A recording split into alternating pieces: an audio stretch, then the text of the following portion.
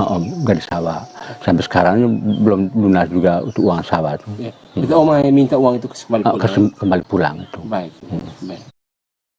Polres Tarakan, Kalimantan Utara berhasil mengungkap kasus peredaran narkoba jenis sabu hampir 1 kilogram yang rencananya akan dibawa ke Malinau. Dalam kasus ini polisi menangkap 3 pelaku yang terdiri dari 2 pria dan 1 wanita yang bertindak sebagai kurir. Sejumlah barang bukti pun diamankan dalam pengungkapan kasus ini. Untuk mengetahui informasi lengkapnya terkait kasus narkoba tersebut, kami sudah tersambung dengan Andi Pausiah dari Tribun Kaltara. Silakan Andi. Ya, baik rekan Siska, selamat petang Tribuners. Bersama saya Andi melaporkan dari Kota Tarakan, Provinsi Kalimantan Utara. Ya benar, total sekitar 981,43 gram atau nyaris mencapai 1 kilogram narkotika jenis sabu-sabu kembali berhasil diungkap oleh kepolisian melalui Satres Narkoba Polres Tarakan pada hari Senin tanggal 24 Oktober 2022 sekitar pukul 2.30 dini hari.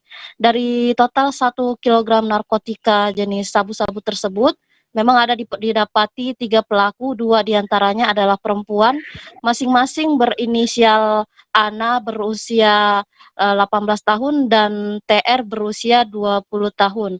Dan satu lagi kurir terduga kurir berinisial MR berusia 47 tahun. Ketiganya diketahui tidak memiliki pekerjaan tetap. Adapun 3 TKP yang menjadi lokasi penangkapan ketiga pelaku terduga kurir narkotika jenis sabu ini, pertama di Jalan Anggrek RT 11 Kelurahan Karanganyar, kemudian yang kedua di wilayah Jalan Gunung Semeru RT 2 Kelurahan Kampung 6, dan terakhir di Jalan Binalatung, Kelurahan Pantai Amal, RT 14. Ini disampaikan oleh Kapolres Tarakan, AKBP Taufik Nurmandia, didampingi oleh Kasat Reskoba Polres Tarakan, Ibda Dien Fahrul Romadoni. Dikatakan Kapolres Tarakan untuk kronologis pengungkapan sampai akhirnya 3 pelaku ini bisa dibekuk oleh personel, di mana pihaknya pada pukul 2 dini hari menerima informasi dari masyarakat bahwa seringnya terjadi adanya transaksi yang dilakukan di wilayah Jalan Gunung Semeru, diduga dijadikan lokasi untuk bertransaksi narkotika, sehingga saat personel melakukan pengembangan, penyelidikan, dan didapati 1 jenis kendaraan Toyota bernomor polisi KU 1762 GF melintas di Jalan Gunung Semeru yang ada dan setelah diikuti sampai di wilayah Kampung Bugis RT 11 Kelurahan Karanganyar, dan di sana hasilnya setelah dicurigai hasilnya didapati TR perempuan berusia sekitar 20 tahun. Setelah dilakukan penggeledahan berhasil ditemukan total sekitar 37,94 gram narkotika jenis sabu-sabu yang disimpan di dalam kotak handphone di dalam mobilnya. Kemudian Kapolres Tarakan AKBP Taufik Nurmandia kembali melanjutkan setelah dilakukan interogasi terhadap TR. Ia mengakui sabu-sabu seberat 37,94 gram tersebut didapati oleh seorang perempuan atau rekannya berinisial Ana berusia masih sekitar 18 tahun. Kemudian dilakukanlah pengejaran terhadap yang bersangkutan, yakni saudari Ana, dan berhasil didapati di pukul 3 di tanggal yang sama. Saat itu ia dibekuk di parkiran salah satu tempat hiburan malam yang ada di Kelurahan Kampung 1 Kota Tarakan, dan setelah dilakukan interogasi Ana dibawa ke kosannya di wilayah Kampung 6. Hasilnya personel mendapatkan sekitar 943,49 gram narkotika jenis sabu-sabu yang disimpan tepat di dalam lemari pakaian dan dibungkus di dalam sebuah plastik bermerek. Dan setelah itu oleh pengakuan Ana yang berusia 18 tahun, ia sebenarnya awalnya tidak mengetahui bahwa barang tersebut yang dititipkan oleh seseorang berinisial MR adalah narkotika jenis sabu-sabu. Sebelumnya ia juga menerima telepon dari seorang pria asing pria yang tidak ia kenali dan menjanjikan uang tunai agar mau mengirimkan barang tersebut ke Malinau. Nanti ia ketahui saat ia sudah menerima barang tersebut dari pria berinisial MR, dan saat tak sengaja melemparkan ke kasur dan tercecer, ternyata ternyata barang tersebut berisi serbuk putih, diduga narkotika jenis sabu-sabu. Dan namun karena kondisi keuangan terhimpit, kondisi ekonomi dan membutuhkan uang, ia nekat untuk tetap melanjutkan instruksi yang disampaikan oleh pria yang tak dikenal tersebut untuk mengirim barang tersebut ke Malinau.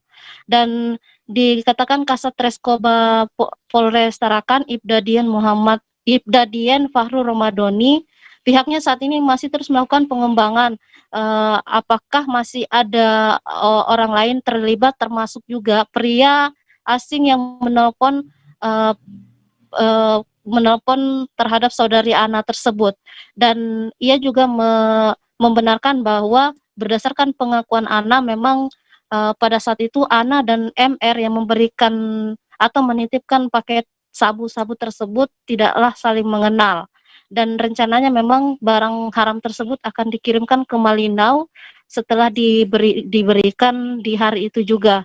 Adapun ketiganya terancam pasal 114 ayat 2 junto pasal 132 ayat 1 subsider, pasal 112 ayat 2 junto pasal 132 ayat 1 huruf A Undang-Undang RI nomor 35 tahun 2009. Ancaman hukumannya yakni penjara minimal paling singkat 5 tahun dan paling lama 20 tahun.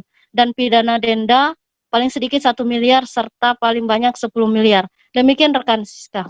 Baik, terima kasih Andi Pausiah yang melaporkan langsung dari Tarakan, Kalimantan Utara. Tribuners, kami akan menampilkan pernyataan dari Kapolres Tarakan AKBP Taufik Nurmendia dan Kasat Res Narkoba Polres Tarakan Ibdadin Fahrul Ramadhani. Berikut tayangannya untuk Anda. Ada LP-nya juga, jadi dia merupakan DPO kita.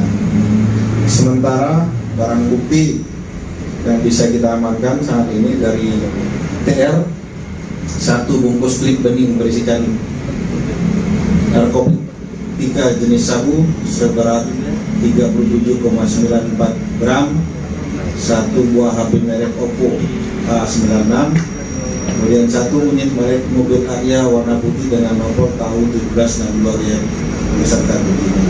Kemudian dari Ana, 1 bungkus plastik bening berisikan narkotika jenis sabu seberat 943,49 gram, kemudian 1 unit HP merek iPhone XR warna orange, 1 buah selotip warna putih, 1 buah isolasi warna kuning, 1 lembar plastik pembungkus mie instan, 1 lembar kantong plastik warna merah muda.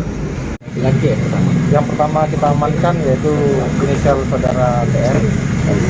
TR kita amankan, kita buntuti dan kita tangkap di wilayah Kampung Bugis. Setelah kita tangkap TR, kita berhasil mengamankan atas nama ANA. ANA ya, itu inisial ya. TR beli ya dari siapa? Ya, beli atau seperti apa? Itu sebenarnya satu ini terus kebuka sama TR. Jadi ya akhirnya di sana juga mau dikirim ke Malinau barang ini. Berarti si R disuruh sana ya? Ya. Berarti memang sudah sering ya?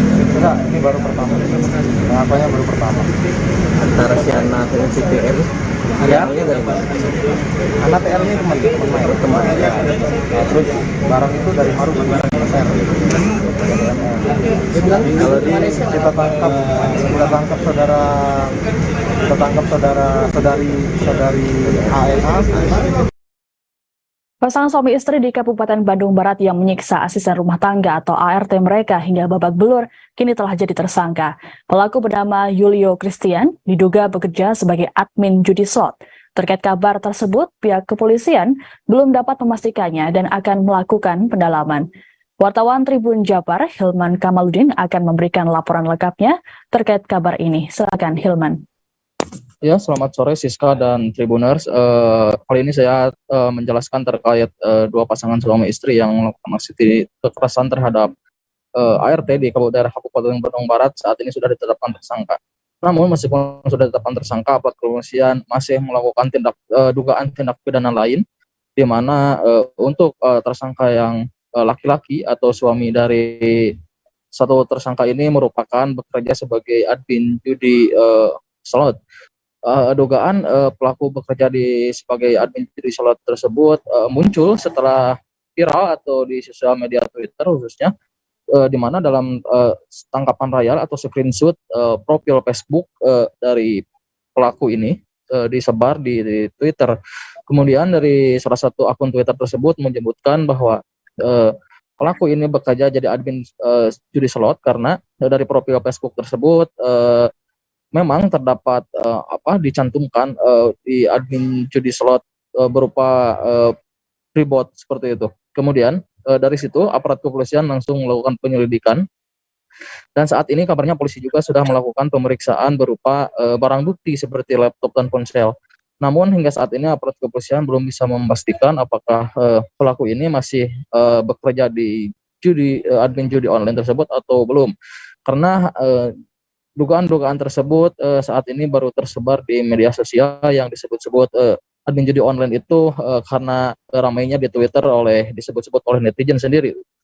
Berbekal dari komentar atau komen dari netizen di Twitter tersebut, polisi langsung melakukan penyelidikan lebih lanjut, mengingat dugaan-dugaan tersebut hingga saat ini masih ramai diperbincangkan di media sosial Twitter maupun Facebook sendiri gitu.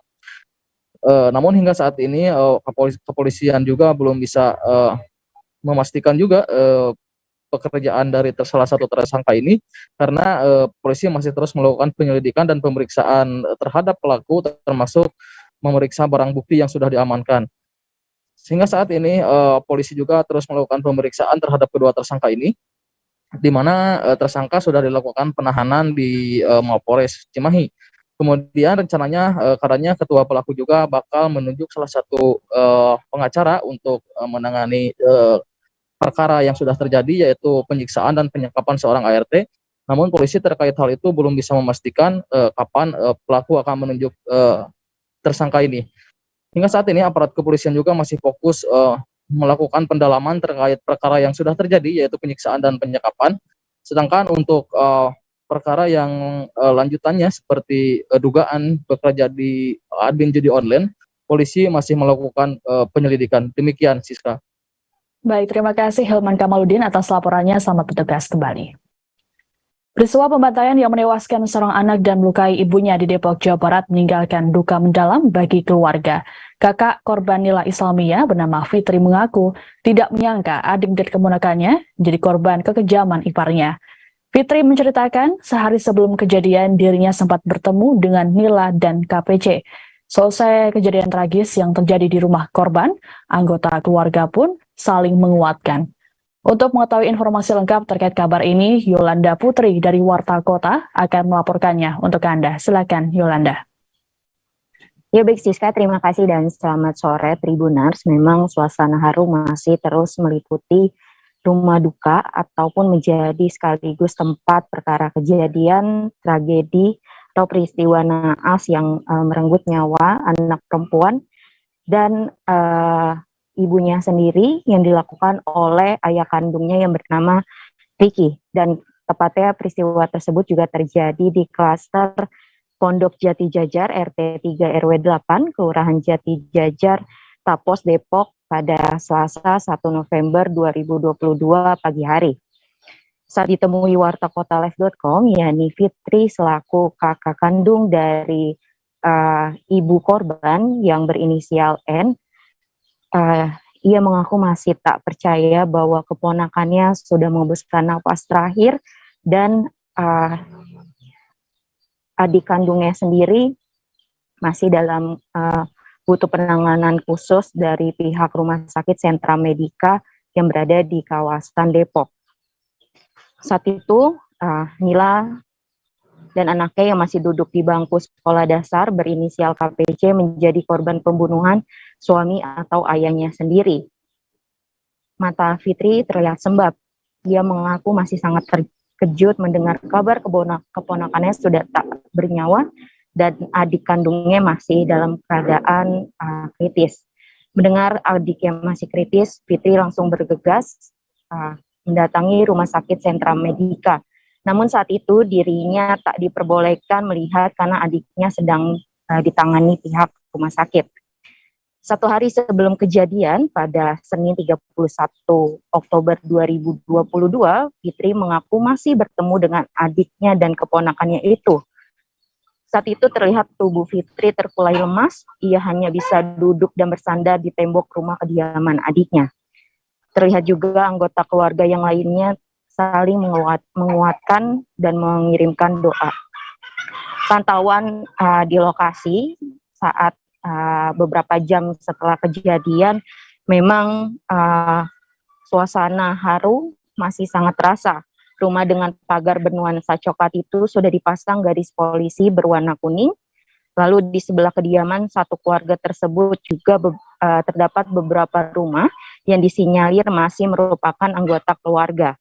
Sembari menunggu jenazah keponakannya, saat itu Fitri bersama anggota lainnya dan tetangga membacakan doa. Dan ia juga menuturkan Tribuners bahwa sehari sebelum kejadian ia sempat bertemu dan makan bersama dengan sang adik dan keponakannya. Maka dari itu ia masih tak percaya bahwa keponakan ini dibunuh langsung oleh ayahnya sendiri atau merupakan adik iparnya dan melukai adik kandungnya sendiri yang saat ini menurut data terupdate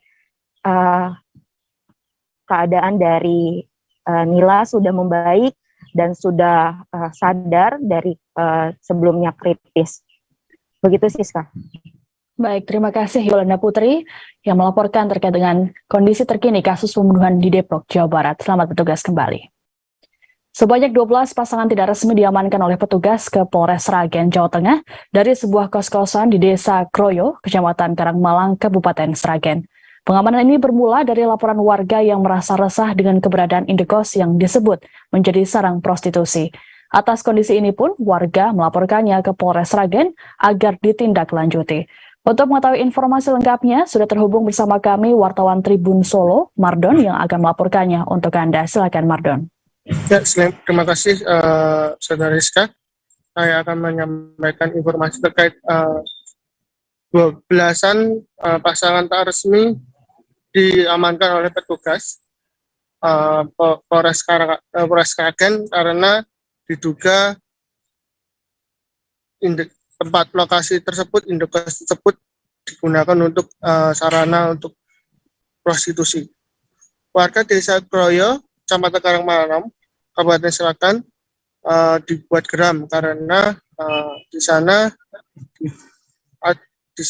dilakukan diduga ada transaksi prostitusi. Oleh karena itu, warga setempat melaporkan hal tersebut, dugaan tersebut ke Polres. Dan Polres mendatangi ke lokasi dan mendapati ada 12 pasangan tak resmi yang kedapatan berduaan di kamar. Namun untuk tidak lanjutnya dari Polres Sragen belum bisa memberikan keterangan lebih apakah di situ memang dijadikan sarana prostitusi atau tidak. Namun dengan adanya belasan itu ada sekitar 12 pasang resmi itu kemudian dilakukan pembinaan dan dikembalikan ke keluarga masing-masing. Dari 12-an itu ada beberapa yang masih di bawah umur. Demikian dari saya. Baik, terima kasih Mardon atas laporannya. Selamat bertugas kembali. Upaya penyelundupan narkoba jenis sabu seberat 10 kg digagalkan oleh Polres Dumai Riau. Peristiwa tersebut terjadi pada Jumat 28 Oktober sekira pukul 9.30 waktu Indonesia Barat. Menurut polisi, sabu-sabu tersebut dikirim dari Pulau Rupat, Kabupaten Bengkalis menuju Kelurahan Mundam, Kota Dumai. Informasi lengkap terkait pengungkapan kasus narkoba ini akan disampaikan oleh Doni Kesumaputra dari Tribun Pekanbaru. Silakan Doni. Ya, terima kasih rekan Rizka. Saya sampaikan bahwa memang ini merupakan suatu keberhasilan Polres Dumai dalam memberantas narkoba, yang mana Dumai sendiri merupakan daerah yang dijadikan sebagai masuk dari internasional, yang mana narkoba ini biasanya itu didatangkan atau di luar negeri, yakni dari Malaysia.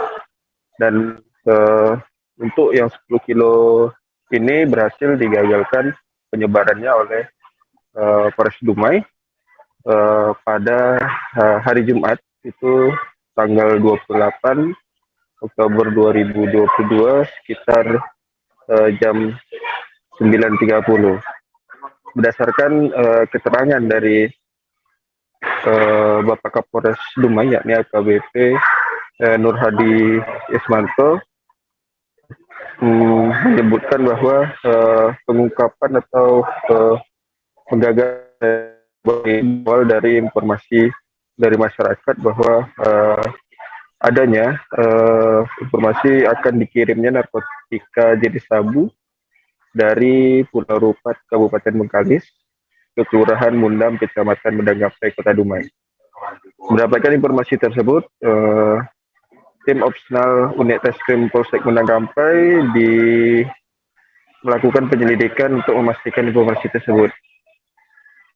Dan pada curigai seseorang yang diduga sesuai dengan informasi yang didapat, tepatnya di pinggir Jalan Arifin Ahmad, Kelurahan Mundam, yang mana saat itu seseorang ini sedang menunggu penjemputan barang yang diduga yang merupakan sabu-sabu.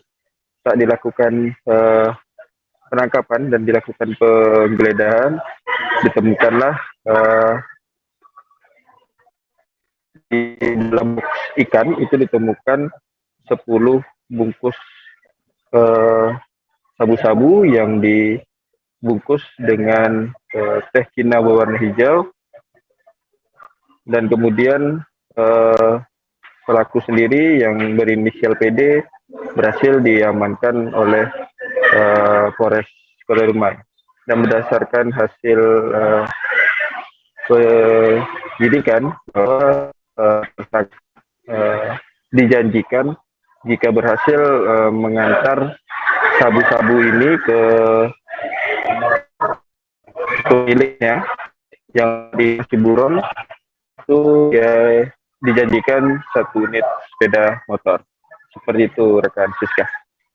Baik, terima kasih Doni Kesumaputra atas laporannya soal pengungkapan kasus narkoba di Dumai.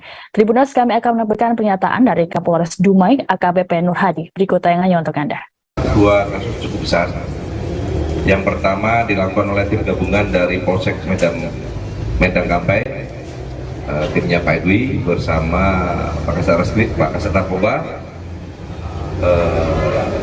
Kita berhasil mengungkap sabu kurang lebih 10 kilo. Ya, 10 kilo dengan nama tersangka Farizan alias Farid. Ini selaku becak daratnya, ya, dari becak darat. Alamatnya di Desa Pangkalan Nyiri, Kecamatan Rupat, Kabupaten Bengkalis. Jadi kronologisnya berdasarkan informasi dari masyarakat bahwa akan ada transaksi narkoba yang dilakukan di wilayah Medanggapai. Kemudian tim melakukan penyelidikan, kemudian melihat seseorang yang mencurigakan Seorang ibu muda warga Gampong Kuta Padang Layung, Kecamatan Bubon, Kabupaten Aceh Barat terpaksa melahirkan di dalam mobil ambulans. Kondisi ini harus dialaminya lantaran tak ada dokter atau bidan di Puskesmas Layung sehingga harus dirujuk ke puskesmas lain. Beruntung kondisi ibu dan bayi selamat serta sudah mendapatkan penanganan. Meski begitu, keluarga menyayangkan peristiwa ini dan meminta puskesmas untuk dievaluasi. Informasi lengkap terkait berita ini akan disampaikan oleh wartawan Serambi News, Sa'dul Bahri. Silakan Bahri. Baik, terima kasih Siska dan rekan Tribun News. Dapat kami laporkan dari Kabupaten Aceh Barat bahwa pada 30 Oktober lalu telah terjadi peristiwa bahwa ada seorang ibu bernama Lisma Dewi yang berusia 22 tahun sempat mengalami melahirkan di dalam mobil ambulan, tepatnya dalam perjalanan dari rumah sakit dari Puskesmas Layung, Kecamatan Bubun menuju ke Puskesmas Cet Semereng di Kecamatan Samatiga, Kabupaten Aceh Barat. Peristiwa ini diduga akibat tidak adanya dokter di Puskesmas Layung, sehingga pihak keluarga mengambil inisiatif harus menuju ke puskesmas lainnya guna mendapatkan penanganan karena kondisi ibu hamil saat itu dalam kondisi sangat panik, artinya dalam saat sedang mengalami rasa sakit yang luar biasa sebagaimana ibu-ibu melahirkan, timbulnya rasa sakit dan tanda-tanda yang akan melahirkan, sehingga mengambil inisiatif harus diberangkatkan ke puskesmas Cet Semereng. Pada awalnya suami daripada Lisma Dewi ini bernama Rasidi yang berusia 23 tahun langsung datang ke Puskesmas Layung meminta bantuan dari sopir ambulan untuk menjemput istrinya untuk dibawa ke Puskesmas Layung. Namun setelah sampai di puskesmas tersebut ternyata tidak ada dokter atau bidan yang menangani persalinan, sehingga korban ini ataupun ibu hamil ini bersama keluarga sempat menunggu hingga hampir 1 jam, namun tak ada dokter atau pihak medis lainnya untuk menangani persalinan ini, sehingga diputuskan harus dibawa ke Puskesmas Cet Semereng. Setibanya di tengah perjalanan, Lisma Dewi ini langsung bidan bakti di Puskesmas Layung, dan tepatnya di dalam ambulan tersebut, menurut informasi yang kita peroleh, tidak ada peralatan medis sehingga dilakukan secara manual terus. Namun saat itu bayi tetap selamat, sementara ari-ari masih di dalam perut, dan juga langsung dibawa ke Puskesmas Cet Semereng, sehingga di puskesmas tersebut baru dilakukan penanganan secara sempurna oleh pihak dokter atau petugas di puskesmas tersebut. Dan hingga saat ini untuk bayi dan ibu yang melahirkan tersebut dalam kondisi sehat dan baik. Sementara dari pihak Dinas Kesehatan yang sempat kita hubungi tadi pagi menyebutkan bahwa akan melakukan tindakan dan menindaklanjuti kasus ibu hamil yang melahirkan di dalam mobil. Dan informasi juga terakhir kita dengar bahwa pihak Dinas Kesehatan hari ini juga melakukan kunjungan ke rumah pasien yang sempat melahirkan di jalan di dalam ambulan. Saat dalam perjalanan juga dilakukan kunjungan oleh Dinas Kesehatan, namun kita belum mengetahui apa yang kunjungan tersebut yang dilakukan pada hari ini oleh pihak Dinas Kesehatan. Demikian Siska yang dapat kami sampaikan. Baik, terima kasih atas laporannya rekan Sa'dul Bahri dari Serambi News. Selamat bertugas kembali. Sebanyak 4 tahanan di Polres Bengkulu dilaporkan kabur dengan cara menjebol terali besi yang ada di bagian atas sel. Peristiwa kaburnya tahanan tersebut terjadi pada Senin 31 Oktober dini hari lalu. Ada dugaan para tahanan tersebut menjebol terali besi menggunakan gergaji yang dibawa oleh anggota keluarga tahanan yang datang membesuk. Berita selengkapnya terkait kaburnya 4 tahanan di Polres Bengkulu ini akan disampaikan oleh wartawan Tribun Bengkulu, Suryadi Jaya. Silakan Suryadi. Baik, rekan Siska, dapat disampaikan bahwa 4 tahanan Polres Bengkulu Tengah yang sempat melarikan diri pada 31 Oktober 2022 kemarin sebanyak 3 tahanan sudah berhasil diamankan kembali. Satu tahanan berhasil diamankan pada Selasa 1 November 2022 sekitar pukul 18.30 setelah pihak kepolisian melakukan pengejaran besar-besaran. Satu tahanan tersebut ditemukan bersembunyi di sebuah perkebunan kelapa sawit. Sedangkan 2 tahanan lagi menyerahkan diri ke Mapores Bengkulu Tengah pagi tadi sekitar pukul 8 pagi saat para personil pihak kepolisian Polres Bengkulu Tengah sedang apel untuk melakukan pengejaran lanjutan. Namun tiba-tiba dari yang sedang piket melaporkan bahwa ada 2 tahanan lagi yang menyerahkan diri. Sejauh ini tinggal 1 tahanan lagi dengan inisial umur 22 tahun masih dalam pengejaran. Diketahui 4 tahanan ini 3 diantaranya merupakan terkait kasus narkoba dan 1 tahanan kasus pencabulan. Dan hingga saat ini tralis sel tahanan yang dijebol oleh para tahanan ini sudah diperbaiki oleh pihak Polres dan menambah cor-coran pada trali tersebut sehingga lubang trali sudah lebih kecil lagi dan tidak memungkinkan para tahanan untuk bisa melewati lubang tersebut. Sekian Siska yang dapat dilaporkan. Terima kasih laporannya Surya Dijaya dari Tribun Bengkulu.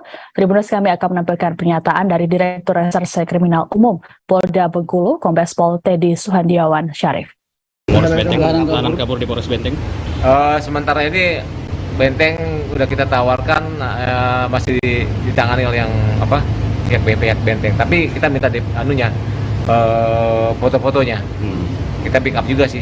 Secara backup juga Bang. Ya, walaupun tidak diminta tetap kita backup, kita minta datanya. Foto-foto itu kan tahanan jaksa semua. Udah tahap kejaksaan. Semua sudah tahap 2. Iya. Pak, prediksinya lari mana nih, Pak? Hah? Tahanan ini, Pak. Kenapa? Prediksinya larinya kemana? Ya kita lihat dari asal usulnya di mana. Oke. Bang, kalau Asosiasi Pangkalan Minyak Tanah atau APMT Halmahera Utara menolak pembentukan Pangkalan Induk Bahan Bakar Minyak Tanah atau BBMT. Mereka pun kemudian melakukan aksi unjuk rasa di depan depo terminal Pertamina Tobelo pada Selasa 1 November. Selain APMT, kehadiran pangkalan tersebut juga ditolak oleh Komisi 1 DPRD Halmahera Utara.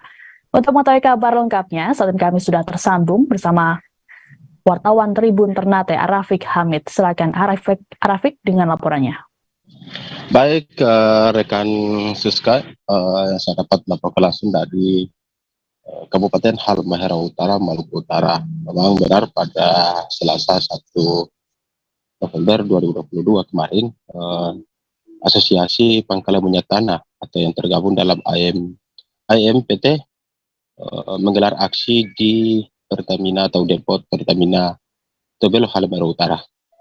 Aksi penolakan tersebut dalam rangka pemerintah Kabupaten Halmahera Utara sejauh ini telah membentuk pangkalan induk bahan bakar jenis minyak tanah di Halmahera Utara. Pembentukan pangkalan induk menuai penolakan dari Asosiasi Pangkalan Minyak Tanah Halmahera Utara, bahkan aksi pun digelar pada Selasa 1 November 2022 kemarin. Kami juga sempat menginformasi lewat Ketua APMT Halmahera Utara, Arsyad Abdul Rashid, pihaknya mengatakan kehadiran pangkalan induk sudah ditolak oleh Komisi 1 DPRD Kabupaten Halmahera Utara pada pekan kemarin. Nah, mereka juga telah melakukan pertemuan antara Asosiasi Pangkalan Minyak Tanah Kabupaten Halmahera Utara dan Komisi 1 DPRD Kabupaten Halmahera Utara. Memang kedua belah pihak telah menyepakati untuk menolak kehadiran pembentukan pangkalan induk di Kabupaten Halmahera Utara. Komisi 1 DPRD Kabupaten Halmahera Utara juga melalui Ketua MT mengatakan bahwa penolakan pangkalan induk saat pertemuan pada pertemuan dengan Komisi 1 DPRD, di mana dia mengatakan Pemkab Halmahera Utara rencana membangun 120 pangkalan induk. Namun sementara ini pemerintah Kabupaten Halmahera Utara tengah menguji coba 12 pangkalan induk. Diketahui sub pangkalan yang tergabung dalam Asosiasi Pangkalan Minyak Tanah di Kabupaten Halmahera Utara sebanyak 896 pangkalan sub pangkalan yang memiliki izin. Nah, pihaknya Asosiasi Pangkalan Minyak Tanah mengatakan sub pangkalan yang tersebar di Kabupaten Halmahera Utara terletak di 17 kecamatan dan 196 desa tersebar di Kabupaten Halmahera Utara. Nah, dari 896 pangkalan sub pangkalan yang memiliki izin yang melayani dua agen, maksud kami dua agen, yaitu CV Sinar Jaya Pertama dan CV Bumi Patra Makmur. Nah, pihaknya mendesak kedua agen tersebut agar tidak minyak tanah yang melayani dua agen ini tidak mensuplai ke pangkalan induk yang sementara diuji coba oleh pemerintah Kabupaten Halmahera Utara, yakni 12 pangkalan induk. Namun rencana pemerintah Kabupaten Halmahera Utara akan membangun sebanyak 120 pangkalan induk yang tersebar di 17 kecamatan dan 196 desa. Nah, dari rencana tersebut Asosiasi Pangkalan Minyak Tanah di Kabupaten Halmahera Utara tetap melakukan penolakan. Hingga sejauh ini respon dari pihak Pertamina atau Depot Pertamina Tobelo Halmahera Utara memang mereka tidak berbuat apa-apa karena tugas dari Pertamina Depot Pertamina Tobelo Halmahera Utara hanya menyuplai bahan bakar minyak jenis minyak tanah ke dua agen tersebut. Untuk izin dari 120 atau 12 pangkalan induk, pihaknya tidak ada kewenangan, namun pihak Pertamina sendiri tetap menghargai proses atau surat atau SK dari Bupati Kabupaten Halmahera Utara. Demikian SK yang kami dapat laporkan dari Kabupaten Halmahera Utara. Baik, terima kasih laporannya wartawan Tribun Ternate Arafiq Hamid dari Halmahera Utara. Tribuners, kami akan menayangkan pernyataan dari Ketua Asosiasi Pangkalan Minyak Tanah Arsad Abdul Rasid. Berikut tayangannya untuk Anda. Penolakan BBMT yang katanya di pangkalan induk itu penyalurannya di pangkalan induk, seperti apa sikap dari ONIP sikapnya? Pada prinsipnya Asosiasi Pangkalan Minyak Tanah menolak pangkalan induk karena itu adalah merupakan satu keputusan final oleh DPRD Komisi 1 yang telah mengadakan hearing pada tanggal 24 Oktober 2022 memutuskan bahwa pangkalan induk itu ditolak. Itu pada prinsipnya. Ada berapa pangkalan induk yang rencana dibangun ini? Yang sementara ini mau diuji coba itu 12 pangkalan induk di kota, dan secara keseluruhan yang mau dibangun pangkalan induk 120. Sementara yang sub pangkalan induknya berapa? Sementara sub pangkalan induk itu 896 pangkalan. Terus yang ada berapa agen yang disuplai ke sub pangkalan itu? Disuplai ke sub pangkalan itu selama ini ada 2 agen, yaitu Sinar Jaya Pertama dan CV Bumi Patra Makmur. Terus ada info yang tadi yang Pak sampaikan soal 20 ton itu itu seperti apa? Info yang saya sampaikan 20 ton itu menurut Pak Tobias, pelaksana agen Sinar Jaya Pertama, dia mengatakan bahwa 20 ton itu adalah kota khusus. Entah kota khusus seperti apa, tapi saya berpikir bahwa itu adalah minyak subsidi yang kalau kota khusus dikeluarkan dari kota Sejumlah tenaga kesehatan di Kota Kupang, Nusa Tenggara Timur melakukan aksi unjuk rasa di Dinas Kesehatan Kota Kupang. Selain melakukan aksi unjuk rasa, para nakes dari sejumlah fasilitas kesehatan di Kota Kupang ini juga melakukan mogok kerja. Aksi ini dilakukan lantaran tambahan penghasilan pegawai atau TPP belum dibayarkan sejak bulan Januari lalu. Wartawan Pos Kupang Irfan Hoy akan melaporkan informasi lengkap terkait kabar ini untuk Anda. Silakan Irfan. Ya baik Siska dan Tribuners, dapat saya sampaikan berkaitan dengan aksi demonstrasi yang dilakukan oleh sejumlah lebih dari seratusan tenaga kesehatan yang ada di Kota Kupang dari 11 pusat Kupang, Nusa Tenggara Timur. Demonstrasi itu dilakukan sejak kemarin, Selasa kemarin hingga siang tadi. Nakes menginginkan atau menuntut adanya kejelasan terkait dengan TPP karena dari apa yang mereka terima, informasi yang mereka terima dan juga edaran yang dikeluarkan oleh Badan Kepegawaian.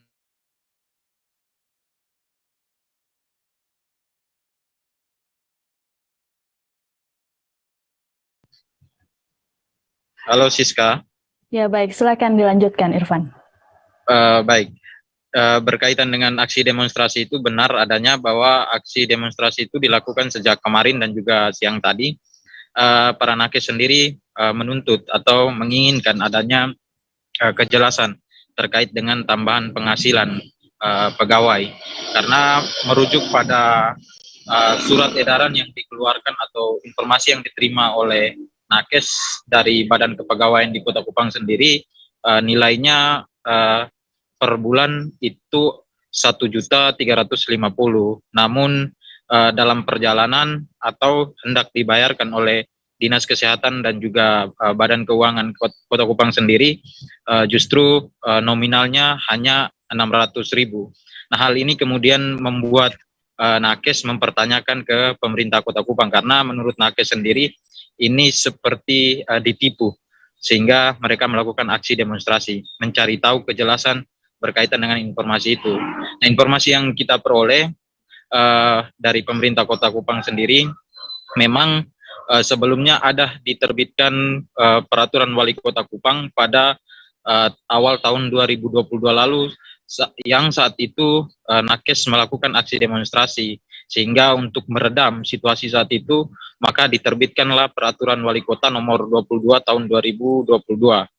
Nah, dengan besaran nominal atau menaikkan TPP yang dari semula 600.000 ke 1.350.000 yang kemudian dipertentangkan hingga saat ini. Nah, dasar itu yang kemudian dibawa nakes sampai dengan saat ini. Nah, pemerintah Kota Kupang sejak bertemu dengan nakes tadi di kantor DPRD Kota Kupang, mereka menyampaikan bahwa dasar untuk pemberian TPP kepada nakes sendiri menggunakan peraturan daerah yang juga sudah diputuskan dalam perubahan atau rapat perubahan bersama Dewan pada beberapa waktu lalu, sehingga penetapan ini tetap merujuk pada Perda sebagai regulasi atau ketentuan yang lebih tinggi dari Perwali. Dengan sendirinya, menurut penjabat Wali Kota Kupang, George Hajo, tadi dia menyampaikan bahwa dengan sendirinya Perwali itu gugur atau tidak digunakan, sehingga Badan Keuangan tetap mengeluarkan atau tetap membayar TPP dengan nominal 600.000. Nah, penjelasan dan kemudian pertemuan yang dilakukan tadi itu kemudian mengakhiri aksi mogok kerja yang dilakukan oleh nakes sejak kemarin dan juga hari ini. Nah, untuk diketahui Tribuners juga bahwa akibat dari mogok kerja yang dilakukan oleh nakes, memang di beberapa fasilitas kesehatan pasien atau masyarakat yang datang kemudian dipersilakan atau ada yang kemudian bergegas untuk kembali karena ketiadaan layanan akibat dari nakes-nakes yang tidak berada di puskesmas setempat karena mereka melakukan demonstrasi atau mencari tahu kejelasan dari TPP itu. Nah, nakes sendiri menyampaikan juga bahwa mereka akan menerima upah atau TPP dengan besaran 600.000 sesuai rujukan dari peraturan daerah yang dikeluarkan oleh pemerintah itu. Namun mereka menginginkan agar di tahun depan atau tahun anggaran 2023 besarannya harus naik atau setara dengan para pegawai di dinas-dinas lainnya, yakni 1.350.000 per bulan. Mereka juga menginginkan uang 600.000 untuk TPP itu yang belum dibayarkan sejak bulan Januari harus segera dibayarkan. Begitu Siska, demikian. Baik, terima kasih Irfan Hoy yang melaporkan langsung dari Kota Kupang, Nusa Tenggara Timur. Tribuners, kami akan menampilkan pernyataan dari PLT Sekretaris Dinkes Kota Kupang, Dr. M. Ihsan. Berikut tayangannya untuk Anda. 600.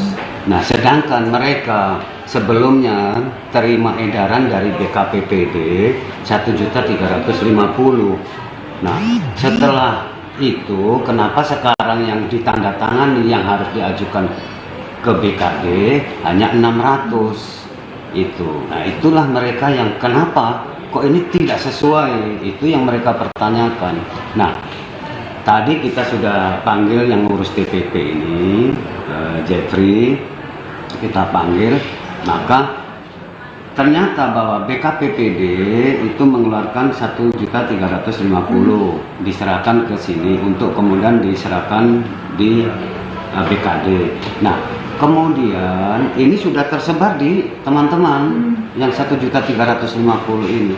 Kemudian dari sini diserahkan ke BKD, Badan Keuangan. Nah, perhitungan di situ kemungkinan BKD ini adalah menggunakan DPA, ya toh, karena mereka pasti tidak akan berani membayar di luar DPA. Gitu. Maka muncullah 600, muncullah angka 600 dengan potongan segala macam. Nah, itulah yang kemudian ditolak sama teman-teman dari puskesmas, karena mereka sudah tahu sebelumnya dari BKPPD mengeluarkan 1.350.000. Kenapa sekarang terimanya hanya 600? Nah, itulah yang mereka pertanyakan. Dan kita sudah sampaikan bahwa kita di dinas hanya bisa mengajukan setelah 600 ini mereka setuju semua, ya toh, baru kita bisa mengajukan. Karena angka 600 ini harus ditandatangan mereka dulu semua, baru kita buatkan SPM. Kita buatkan SPM ke Badan Keuangan Daerah untuk kemudian nanti kita transfer uangnya ke rekening mereka. Sebanyak 50 personel Polantas gabungan dikirimkan oleh Polda Kaltim untuk mengamankan kegiatan KTT G20 di Bali. Puluhan anggota Polantas ini diterjunkan untuk mengamankan rute jalur yang digunakan selama kegiatan yang dihadiri oleh para pemimpin dunia ini digelar. Pelaksanaan pengamanan rute kegiatan KTT G20 dilakukan mulai 1 November hingga 20 November mendatang. Saat ini kami sudah terhubung dengan wartawan Tribun Kaltim, Muhammad Zain, yang akan melaporkan informasi lengkapnya untuk Anda. Silakan, Zain. Baik, selamat sore rekan Siska melaporkan dari Balikpapan, Kalimantan Timur, di mana dari Ditlantas Polda Kaltim sebelumnya sempat mengirimkan sejumlah 50 personel gabungan polisi lalu lintas untuk dikirimkan ke wilayah hukum Polda Bali, di mana seperti diketahui untuk pengiriman personel ini adalah untuk pengamanan khususnya rute-rute yang nantinya akan dilalui selama agenda presidensi KTT G20 di Bali. Dari Ditlantas Polda Kaltim sendiri menjelaskan bahwa pengiriman personil ini rinciannya adalah 11 orang dari jajaran Ditlantas Polda Kaltim, kemudian digabung dengan 39 personil dari jajaran Satlantas Polres Kalimantan Timur. Jadi total ada 50 yang dikirimkan selama agenda tersebut berlangsung. Kemudian juga dari personil-personil yang dikirimkan sendiri ini bervariasi dari berbagai pangkat, khususnya dari Bribka, kemudian Pama, dan juga yang terakhir ada Brigadir. Terkait pengiriman ini sendiri dijelaskan juga sebelumnya oleh Kabag Binops Ditlantas Polda Kaltim AKBP Bangunisworo, di mana untuk BKO ataupun bawah kendali operasi Polda Bali ini tidak hanya dari Polda Kaltim saja, melainkan juga dari beberapa polda lain, khususnya di wilayah Kalimantan itu sendiri, kemudian juga beberapa polda lain di Jawa dan Sulawesi. Untuk selanjutnya nantinya mereka akan melakukan penjagaan ataupun penyebaran di beberapa titik-titik ruas jalan yang akan digunakan selama selama agenda presidensi KTT G20 tersebut berlangsung di Bali. Mungkin demikian yang bisa dilaporkan rekan Siska. Baik, terima kasih Muhammad Zain yang melaporkan langsung dari Balikpapan, Kalimantan Timur. Selamat bertugas kembali. Kita beralih ke informasi selanjutnya, Tribuners. Wakil Ketua Dewan Pembina Partai Gerindra, Sandiaga Uno, kembali buka suara soal kesiapannya ikut Pilpres 2024. Dalam kunjungan kerjanya di Medan, Sumatera Utara pada Selasa 1 November lalu, Sandiaga Uno menyatakan dirinya akan sepenuhnya mengikuti keputusan partai. Saat ditanya terkait dengan pasangan Capres-Cawapres pilihannya, Sandi mengatakan bahwa hal tersebut belum dapat dipastikan. Hal ini mengingat proses Pilpres 2024 yang masih lama dan akan terus terjadi dinamika. Wartawan Tribun Medan, Husna, akan memberikan laporan lengkapnya terkait hal ini untuk Anda. Silakan Husna. Ya, halo, selamat sore. Saya Husna dari Tribun Medan. Terkait pencapresan Wakil Ketua Dewan Pembina Partai Gerindra, Sandiaga Uno mengaku bakal ikuti sepenuhnya pada keputusan partai politik, dalam hal ini Ketua Umum Partai Gerindra Prabowo Subianto. Hal ini disampaikannya terkait banyaknya pertanyaan siapa yang akan menjadi pilihannya untuk pasangan di Capres 2024. Ia mengatakan hal ini belumlah pasti sebab proses Pilpres 2024 yang masih sangat panjang, sekitar masih 18 bulan lagi. Ia menyebutkan dinamika yang terjadi saat ini belumlah bisa dipastikan sebab dinamikanya masih sangat cair sehingga belum ada kepastian. Dia menyampaikan pengalamannya terkait dia sebagai alumni Pilgub 2018 dan Pilpres di 2019. Di saat itu ia juga belum bisa menentukan, hal itu ditentukan secara mendadak, tidak jauh hari seperti ini. Namun dirinya mengatakan setiap kali kunjungan kerja, dirinya selalu mendapat dukungan dari masyarakat, baik itu mahasiswa maupun masyarakat umum, untuk ikut serta dalam Pilpres.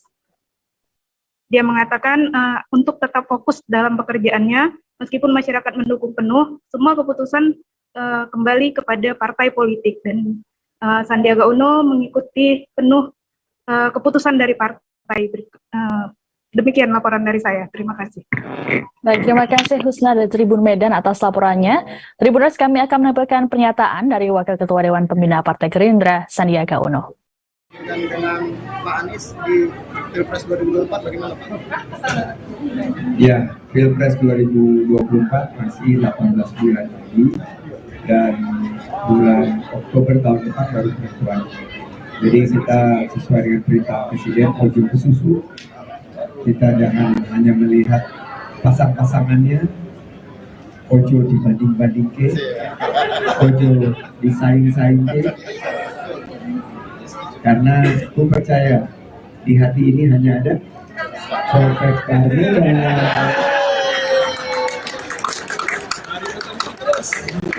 Pariwisata maju. Ya, untuk secara tahapan pemilu ini sudah dimulai. Jadi saya juga ingin memberikan pemahaman karena saya ini pengalaman sebagai alumni 2017 Pilgub 2019 Pilpres dan sekarang saya bertugas membantu Pak Jokowi.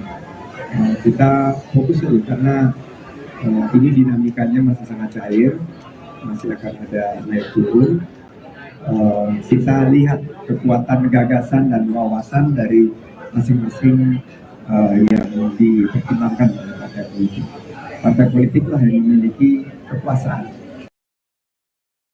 Kepergian KPC, bocah yang dihabisi oleh ayahnya sendiri di Depok, Jawa Barat meninggalkan duka mendalam bagi sang kakek, Adang Jawari. Adang menceritakan sang cucu merupakan sosok yang sopan dan pandai.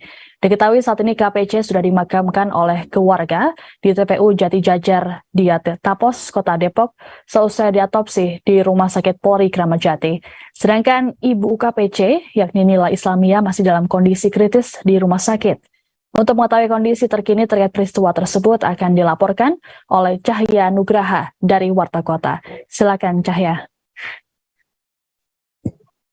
Baik Siska, selamat sore. Saya sampaikan saat ini saya masih berada di klaster yang menjadi tempat lokasi kejadian kasus pembunuhan ayah terhadap anaknya.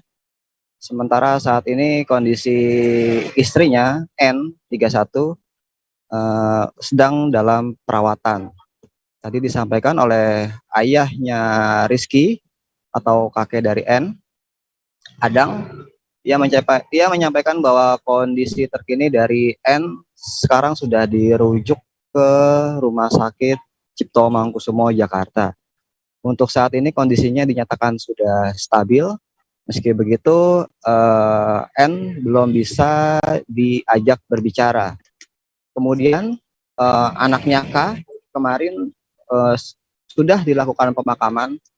Usai dilakukan otopsi selama 5 jam di Rumah Sakit Polri, jenazah sampai di TPU, jenazah maksud saya dimakamkan di TPU Jati Jajar 2 sekitar pukul 19.30.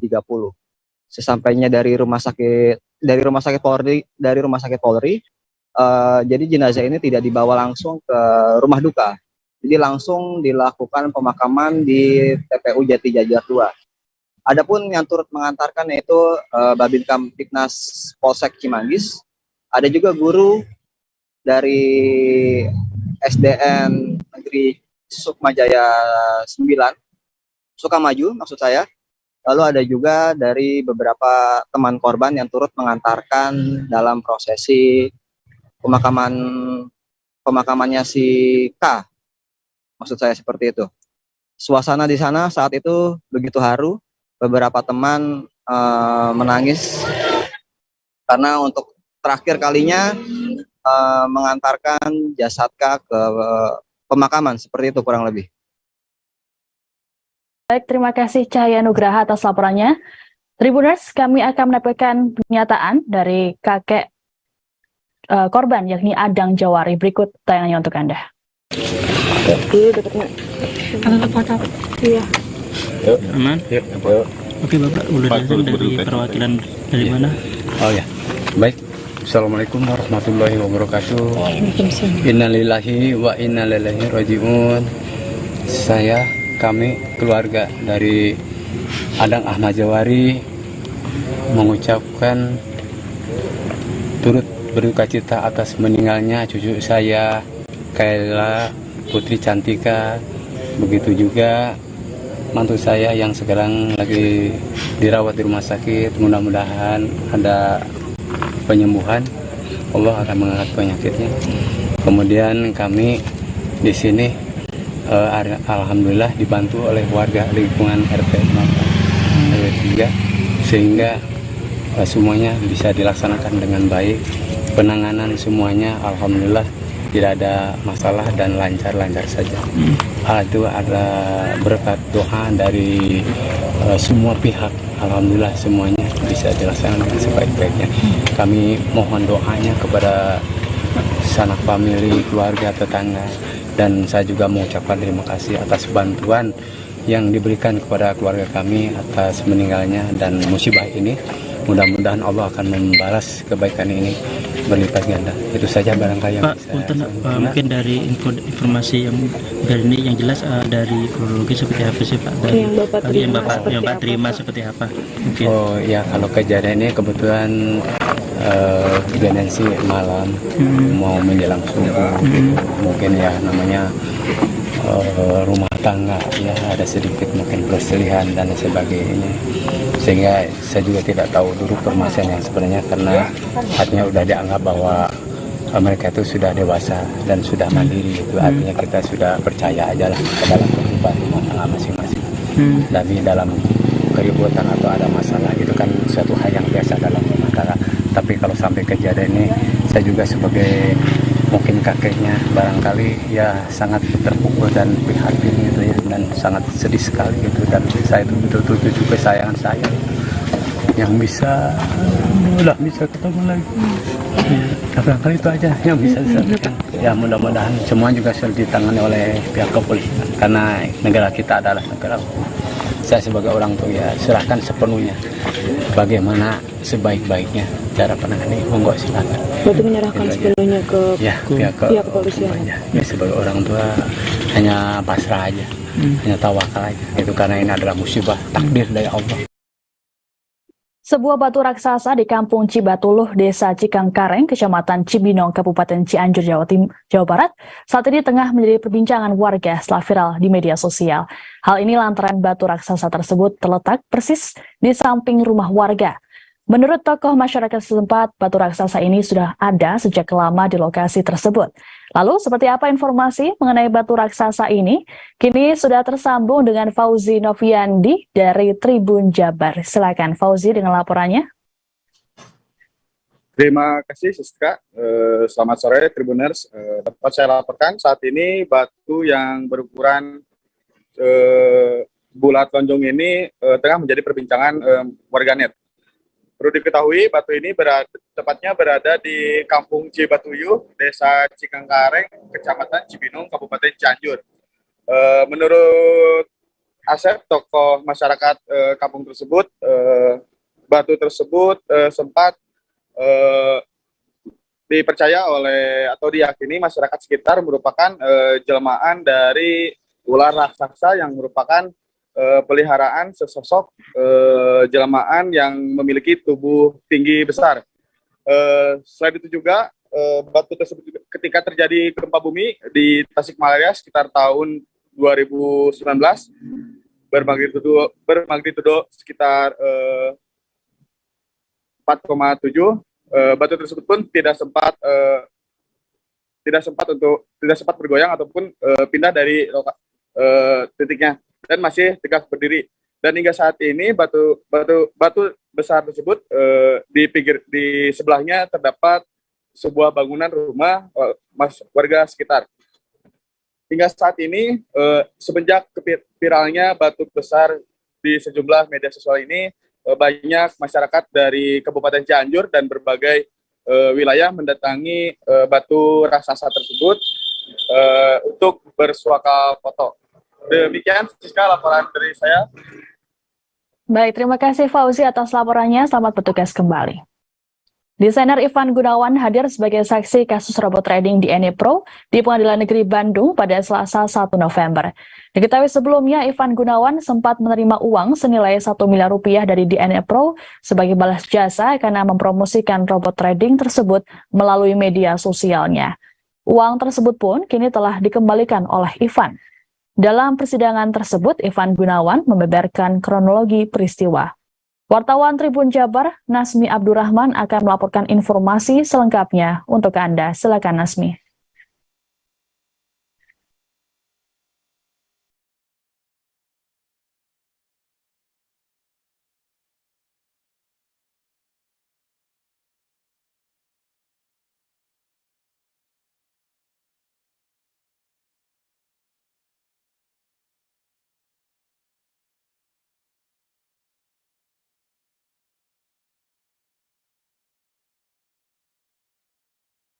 Ya, benar sekali bahwa Ivan Gunawan hadir di Pengadilan Negeri Bandung pada kemarin dalam lanjutan sidang kasus DNA Pro atau robot trading.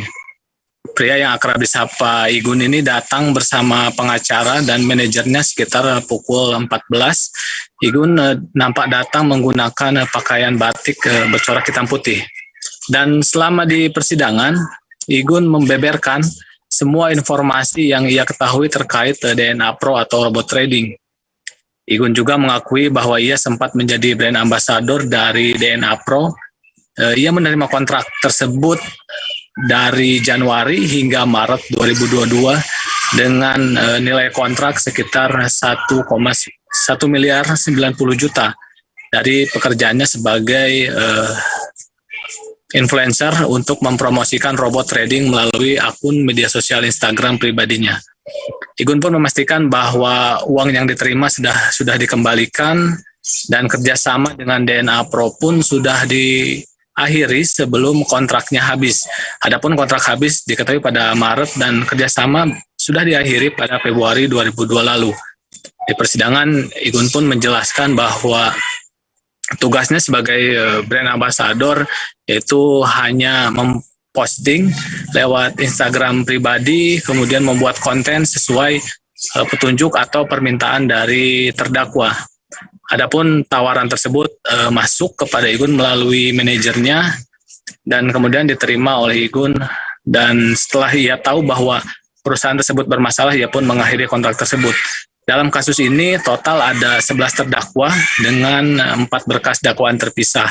dan rencananya kasus DNA Pro atau robot trading ini bakal kembali dilanjut pada Kamis besok dengan agenda masih pemeriksaan saksi-saksi. Demikian Siska. Baik, terima kasih Nasmi Abdurrahman dari Tribun Jabar atas laporannya. Selamat bertugas kembali. Tribuners, kita beralih ke informasi selanjutnya terkait dengan sidang Ferdi Sambo. Tribuners, keluarga Brigadir Yosua Huta Barat atau Brigadir J kembali dihadirkan dalam persidangan lanjutan di Pengadilan Negeri Jakarta Selatan Rabu 2 November. Dalam sidang tersebut, Ibu Yosua, Rosti Simanjuntak, mengungkapkan kemarahannya pada ex-Karopaminal di Propam Polri, Hendra Kurniawan. Kala itu Rosti meminta Hendra untuk menampilkan rekaman CCTV saat peristiwa kematian Yosua. Hendra pun meminta agar keluarga Yosua untuk datang ke Jakarta untuk mengetahui bukti tersebut. Mendengar hal itu, Rosti pun merasa marah, terlebih sang anak meninggal dunia dalam kondisi tragis yang dilihat dengan adanya beberapa luka, termasuk tembakan di bagian tubuh. Rosti lantas membentak Hendra kala itu karena dianggap hanya asal bunyi atau berbicara tanpa bukti. Tidak hanya sekali, Rosti kembali membentak Hendra karena mantan Jenderal Bintang 1 itu meminta keluarga untuk tak memperdebatkan hal tersebut. Di hadapan Hendra dan rombongan, Rosti menyatakan bahwa dirinya tahu persis dengan sosok sang anak, sehingga ia pun meminta Hendra untuk tak banyak berbicara dan segera menunjukkan bukti rekaman CCTV. Rosti merasa kesal karena Yosua yang sudah kehilangan nyawa masih disebut-sebut sebagai kriminal. Dalam perdebatan tersebut, Rosti mengaku sempat melihat sejumlah anggota polisi yang berkeringat. Hendra Kurniawan sendiri ikut terseret dalam perkara obstruction of justice atau perintangan penyelidikan dalam kasus ini. Pada Senin 31 Oktober lalu, Hendra Kurniawan resmi dijatuhi pemberhentian tidak dengan hormat atau PTDH oleh Polri. Hendra dianggap terbukti melakukan tindakan tercela. Sidang etik terhadap Hendra sempat berulang kali tertunda sebelum akhirnya digelar pada Senin lalu.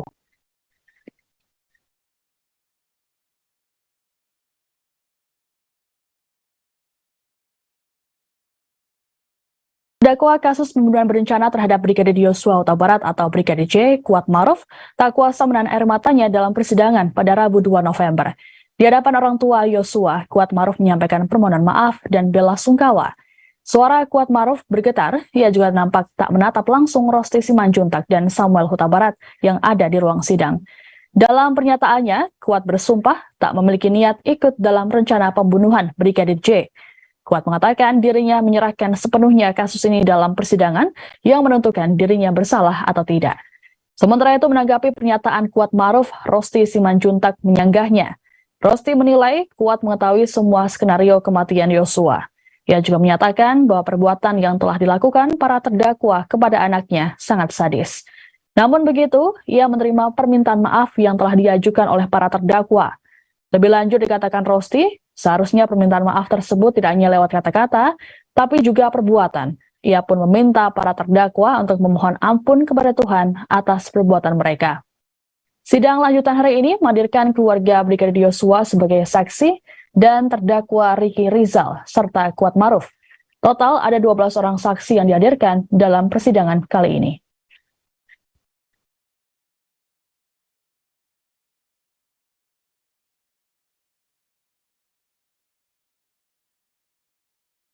Ibu Brigadir Yosua Huta Barat atau Brigadir J, Rosti Simanjuntak mengaku dirinya diblokir oleh sejumlah pihak yang terkait dengan Ferdi Sambo.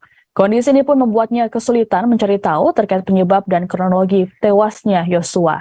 Selain berupaya menghubungi Sambo, keluarga Brigadir J juga meminta penjelasan pada ex-Karopaminal Hendra Kurniawan.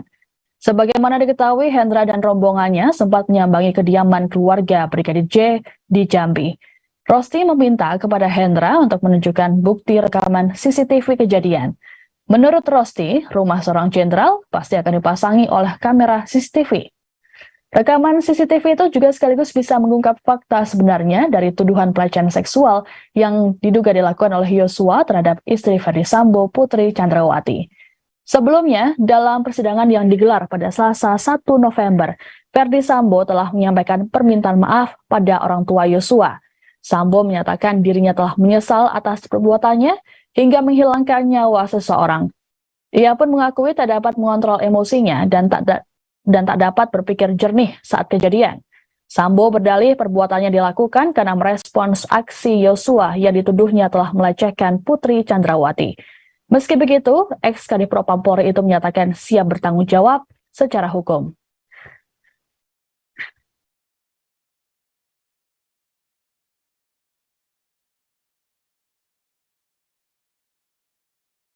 Demi mendapatkan klaim asuransi jiwa, pasangan suami istri di Bengkalis, Riau nekat membunuh orang dengan gangguan jiwa atau ODGJ.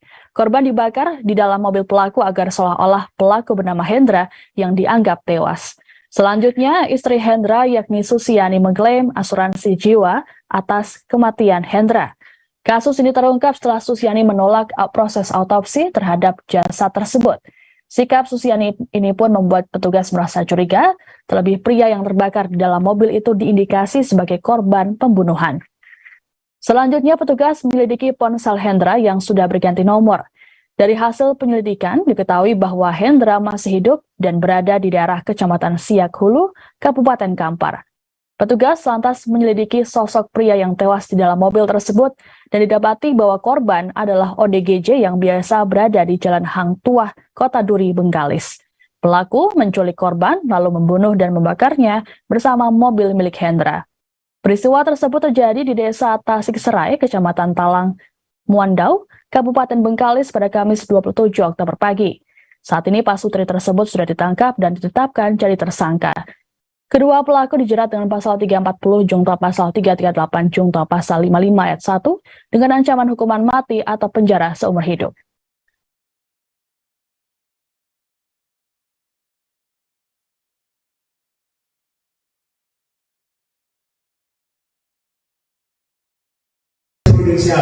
Jadi yang dilakukan saudara Hendra adalah merekayasa kematiannya untuk mencairkan polis asuransi jiwa yang bersangkutan dengan membunuh dan tentunya dengan berencana membunuh salah seorang orang dalam gangguan jiwa yang biasa mangkal di sekitar Hang Tuah Duri.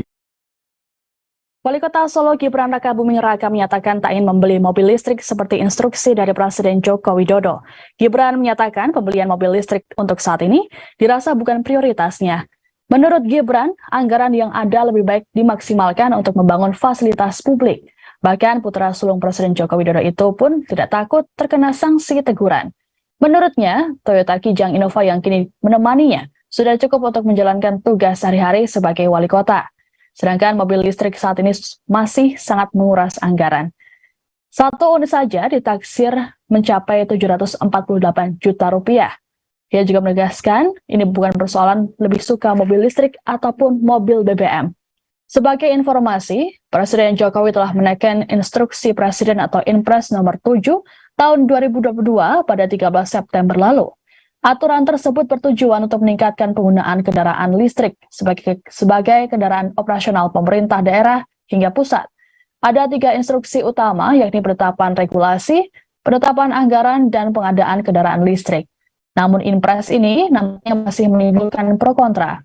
Banyak pihak yang mengkritik kebijakan tersebut lantaran dianggap pemborosan APBN.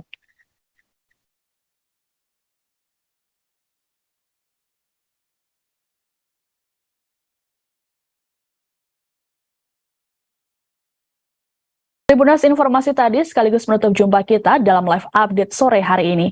Jangan lupa untuk menyaksikan informasi terbaru lainnya hanya di kanal YouTube Tribun Network. Terima kasih atas kebersamaan Anda. Saya Siska Mawaski beserta kru yang bertugas pamit undur diri. Terima kasih dan sampai jumpa.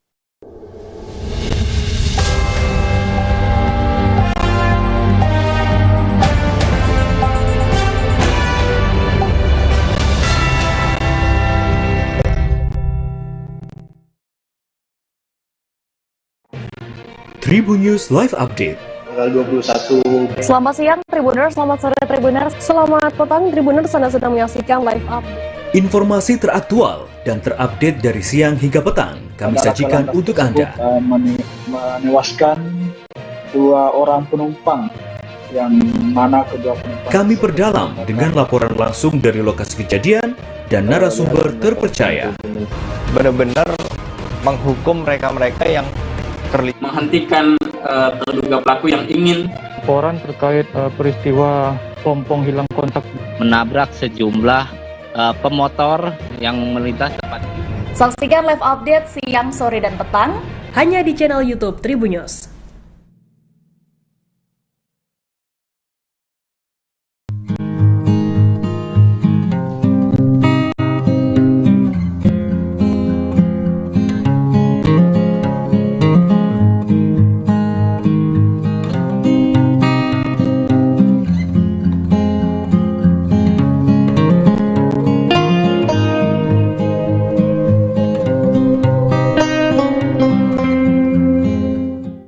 Kota Padang memiliki destinasi wisata yang menarik untuk dijelajahi, dari wisata alam, budaya, hingga kuliner.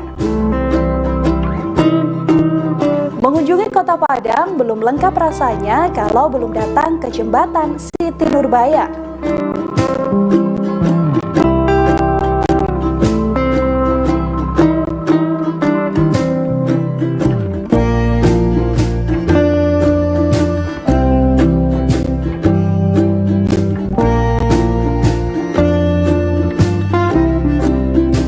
Jembatan Siti Nurbaya terletak di kawasan Padang Selatan, Kota Padang, Sumatera Barat. Menghubungkan antara Gunung Padang dan kawasan Kota Tua. Jembatan Siti Nurbaya, salah satu ikon wisata Kota Padang.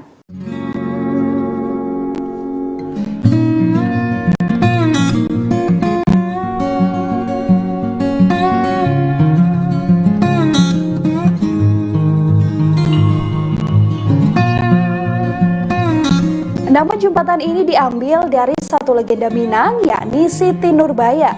Untuk jembatan Siti Nurbaya ramai dikunjungi saat sore hingga malam harinya. Di sisi kiri dan kanan jembatan Siti Nurbaya ada penjual jagung bakar dan pisang bakar. Dari jembatan Siti Nurbaya, pengunjung dapat melihat pemandangan ke arah Muaro Padang dan kapal-kapal nelayan yang berada di Batang Arau.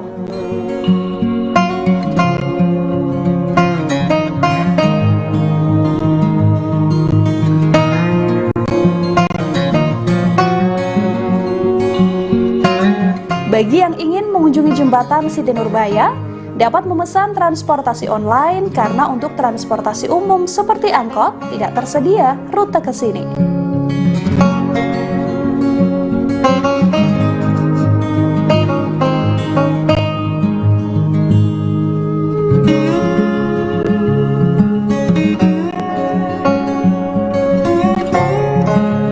Untuk jarak jembatan Siti Nurbaya dari Pantai Padang tidaklah jauh, hanya berkisar kurang lebih 1 km.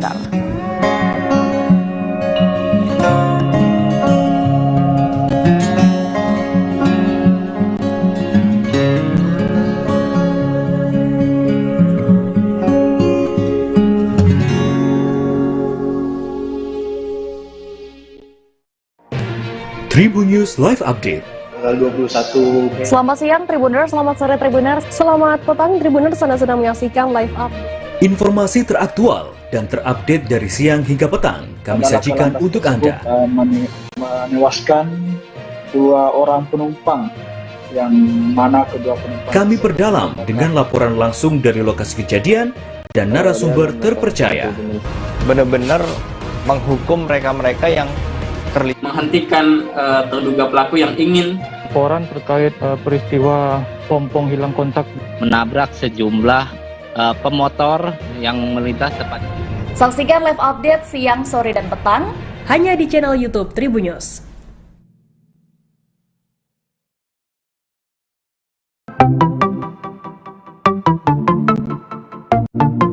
Halo Tribuners, waktu sudah menunjukkan pukul 8 waktu Indonesia Timur.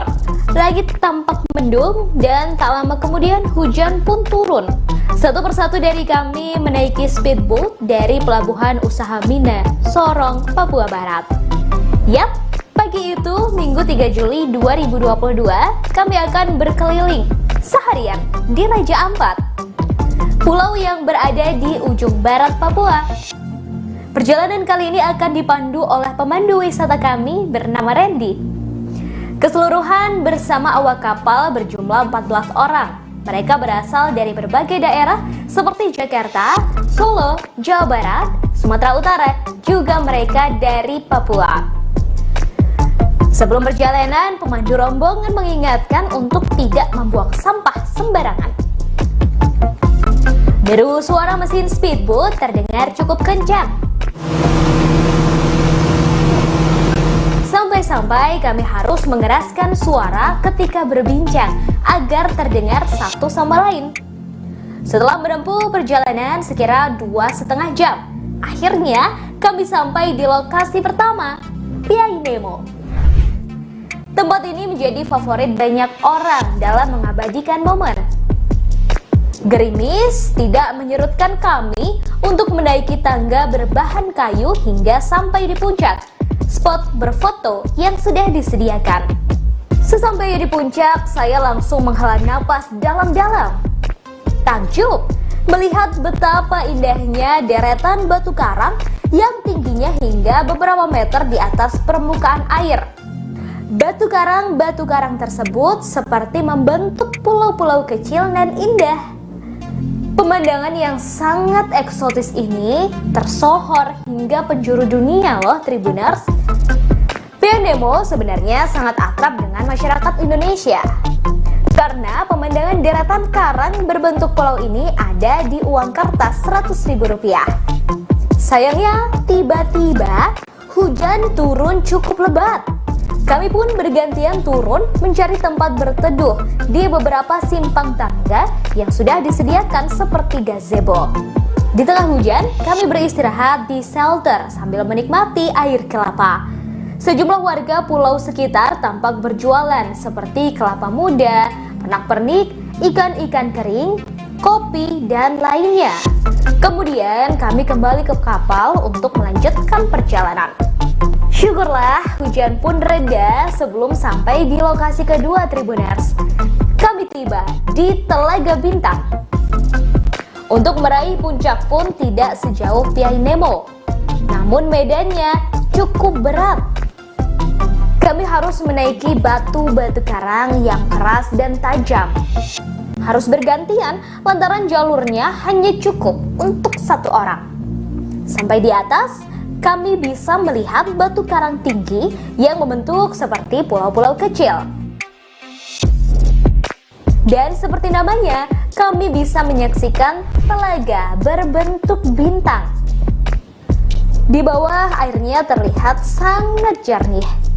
Kami bisa melihat batu karang serta ikan-ikan dengan mata telanjang. Tak lama rombongan melanjutkan perjalanan menggunakan kapal, yaitu ke kampung wisata Arborek. Menurut Putu, fotografer wisata kami, lokasi ini adalah kampung wisata pertama yang ada di Raja Ampat loh. Arborek masuk 10 besar desa wisata terbaik di Indonesia. Daya tarik lain tempat ini adalah memiliki dasar laut yang sangat menawan. Anda bisa bersnorkeling, melihat karang, dan berbagai biota laut.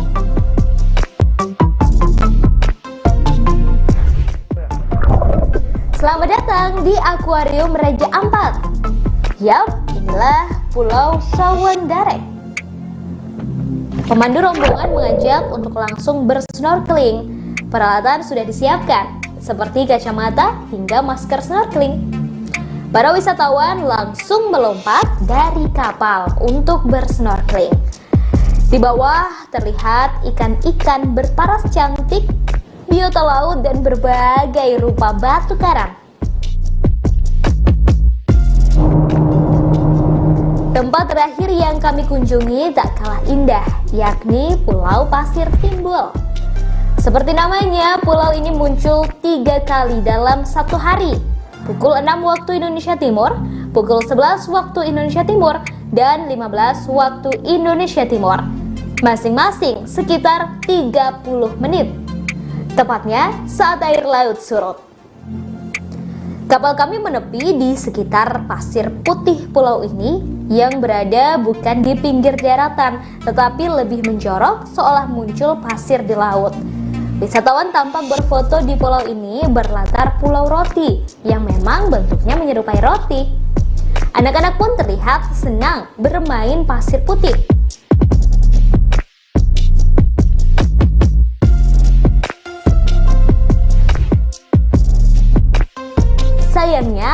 sudah semakin sore, air mulai pasang dan pulau pasir timbul akan kembali hilang tertutup air. Kami bergegas naik ke kapal dan menuju arah pulang. Lokasi ini adalah destinasi terakhir kami di Raja Ampat.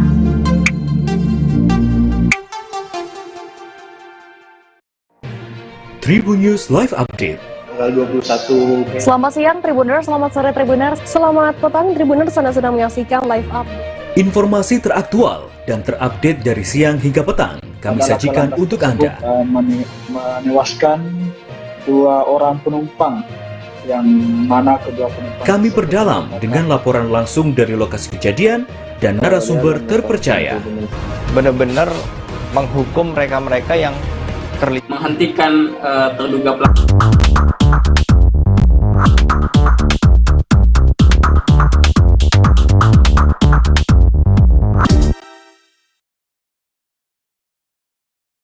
Halo, selamat petang Tribuners. Hari ini bersama saya Alexa Dea akan menemani Anda dalam Tribun News Seleb edisi Rabu 2 November 2022. Dan inilah informasi terkait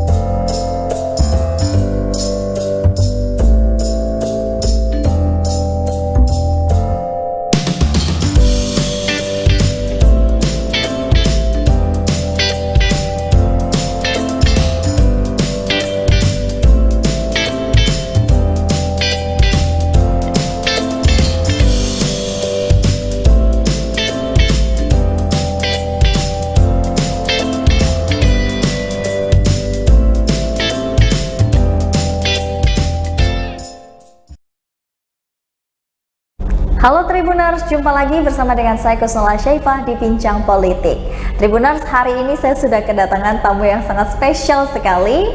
Nah, di hadapan saya ini sudah hadir Mbak Nenden selaku Ketua Kaukus Perempuan Politik Indonesia Provinsi Lampung. Halo Mbak Nenden. Halo juga. Apa kabar? Alhamdulillah baik. Baik.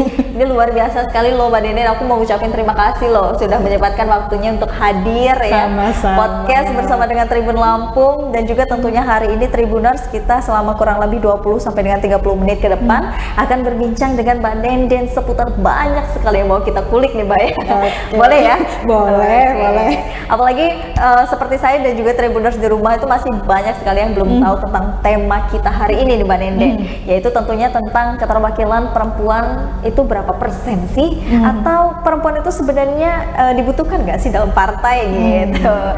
Selaku Mbak Nenden kan sudah senior nih di bidangnya ya dalam dunia partai dan perpolitikan. Mungkin sebelum mengawali kita ke intinya, boleh biar Tribuners di rumah tahu nih keseharian Mbak Nenden ini seperti apa sih, dan sibuknya lagi ngapain nih sekarang? Oke, terima kasih Mbak. Jadi selamat sore dan salam sejahtera buat kita semua. Tabi pun, perkenankan saya Nenden Tresna Nursari. Saat ini kesibukannya sedang mendapatkan amanah sebagai, tadi sudah disebutkan ya, sebagai Ketua DPD KPPI Provinsi Lampung. KPPI itu apa? Kaukus Perempuan Politik Indonesia Provinsi Lampung. Dan itulah kesehariannya ya. Kemudian sebagai ibu rumah tangga dan berbagai kegiatan kemasyarakatan tentunya yang selalu membersamai saya untuk bersama-sama masyarakat. Oke, Mbak Nenden mungkin bisa kilas balik kita ceritakan awal mula karirnya di dunia politik ini terjunnya sejak kapan sih Mbak Nenden? Oke, nah awalnya itu masa reformasi ya. Di masa reformasi itu tahun 1998 itu kan bermunculan tuh peluang partai-partai baru bermunculan. Dan pada saat itu Partai Keadilan juga dideklarasikan gitu ya. Dan ketika itu saya ini kayaknya bagus juga nih gitu ya. Akhirnya tergabunglah saya di Partai Keadilan awalnya sebelum berganti nama. Kemudian beberapa waktu kemudian akhirnya berubah menjadi Partai Keadilan Sejahtera PKS atau yang kita kenal sekarang ya Tribuners. Oke, berarti semenjak pada saat itu sampai dengan sekarang masih setia di PKS ya? Masih setia. Memang Mbak Nenden ini adalah ciri-ciri orang yang setia di Tribuners ya. Oke, pada saat itu mengawali karirnya dari step mana dulu nih Mbak Nenden? Ya, awalnya ya kita sebagai kader ya, kader partai, kemudian ya ditugaskan, diamanahkan untuk apa? Untuk jalan ke sini, untuk mengunjungi masyarakat, untuk kerjain program partai apa, ya kita laksanakan gitu. Dari kader biasa gitu ya, kemudian diamanahkan menjadi ketua bidang, waktu itu ketua bidang wanita awalnya. Kemudian di PKS, pada zamannya PKS jadi ketua bidang perempuan. Gitu. Terus akhirnya sampai dicalonkan gitu ya, menjadi caleg ya perempuan dari PKS. Oke, pada saat itu berarti zaman tahun 2004 kalau nggak salah 2004 awal ya, awal sekali berarti mencalonkan diri sebagai legislatif ya. Itu dari Partai PKS sendiri berapa itu Mbak Nenden yang mencalonkan diri dari keterwakilan perempuannya? Ya, jadi kita berdasarkan peraturan perundang-undangan yang ada ya, jadi masing-masing partai politik harus mencalonkan kader perempuannya minimal 30% di masing-masing dapil, dan itu kita penuhi. Kemudian ternyata di pemilu gitu ya, di 2004 itu PKS dapat 6 kursi waktu itu, dan 1 perempuan gitu. Kemudian di tahun berikutnya, pemilu berikutnya di 2009 ya, sama kita juga berjuang gitu, kemudian naik kursi PKS jadi 7 dan ternyata perempuannya 1 juga ya. Oke. Belum nambah nggak masalah, yang penting masih ada keterwakilan 1 gitu ya Mbak Nenden. Oke, kalau untuk melihat dari arus yang sekarang itu seperti apa Mbak kemajuannya untuk keterwakilan perempuan dalam PKS ini sendiri? Ya, saya sih bersyukur ya, bersyukur dengan perkembangan yang ada. Khususnya bidang perempuan dan ketahanan keluarga itu mencoba untuk terus membekali ya, melakukan proses pembekalan, persiapan pada kader-kader perempuannya supaya memang betul-betul nanti siap dan punya kapasitas untuk mengemban sebagai ALEK tentunya. Oke, seperti itu. Nah, peminatnya sudah lumayan berarti ya. Ada peningkatan itu. Menurut Mbak Nenden sendiri, apa sih yang membuat pada saat itu perempuan ini masih mungkin belum meminati masuk ke parpol dan mencalonkan diri gitu Mbak Nenden? Ya, sebetulnya mungkin karena masih ada paradigma masyarakat yang berpikir bahwa politik itu bukan ranahnya perempuan. Politik itu kotor, politik itu nggak cocok lah buat perempuan gitu ya. Kemudian juga untuk berjuang di dunia politik itu tentunya juga punya banyak pengorbanan yang harus dilakukan oleh perempuan sebagaimana yang dilakukan oleh laki-laki gitu. Nah, ini yang beratnya di situ ya. Biasanya kemudian akhirnya perempuan lebih mengambil udah deh, saya nggak usah maju gitu. Jadi mindset itu tadi yang mungkin masih belum bisa kita hapuskan di mindset perempuan-perempuan dari dulu sampai dengan sekarang mungkin ya, tapi sekarang kan sudah lumayan banyak ya Mbak Nenden ya. Nah, kalau menurut Mbak Nenden sendiri, kalau untuk sekarang ini di zaman 2022 sampai dengan kita kan mau pemilu nih 2024 nanti, itu arusnya seperti apa? Apakah ada menurun atau justru meningkat nih? minat dari perempuan itu sendiri?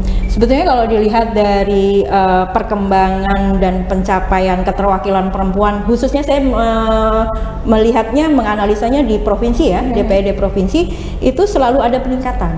Ya, dari yang tadinya 10 orang, kemudian jadi 14 orang, kemudian sekarang jadi 17 orang gitu. Kemarin hasil pemilu 2019 itu 17 orang kan? 17 orang. 17 orang dari 85 anggota DPRD provinsi. Jadi ada peningkatan pencapaian sampai 20%.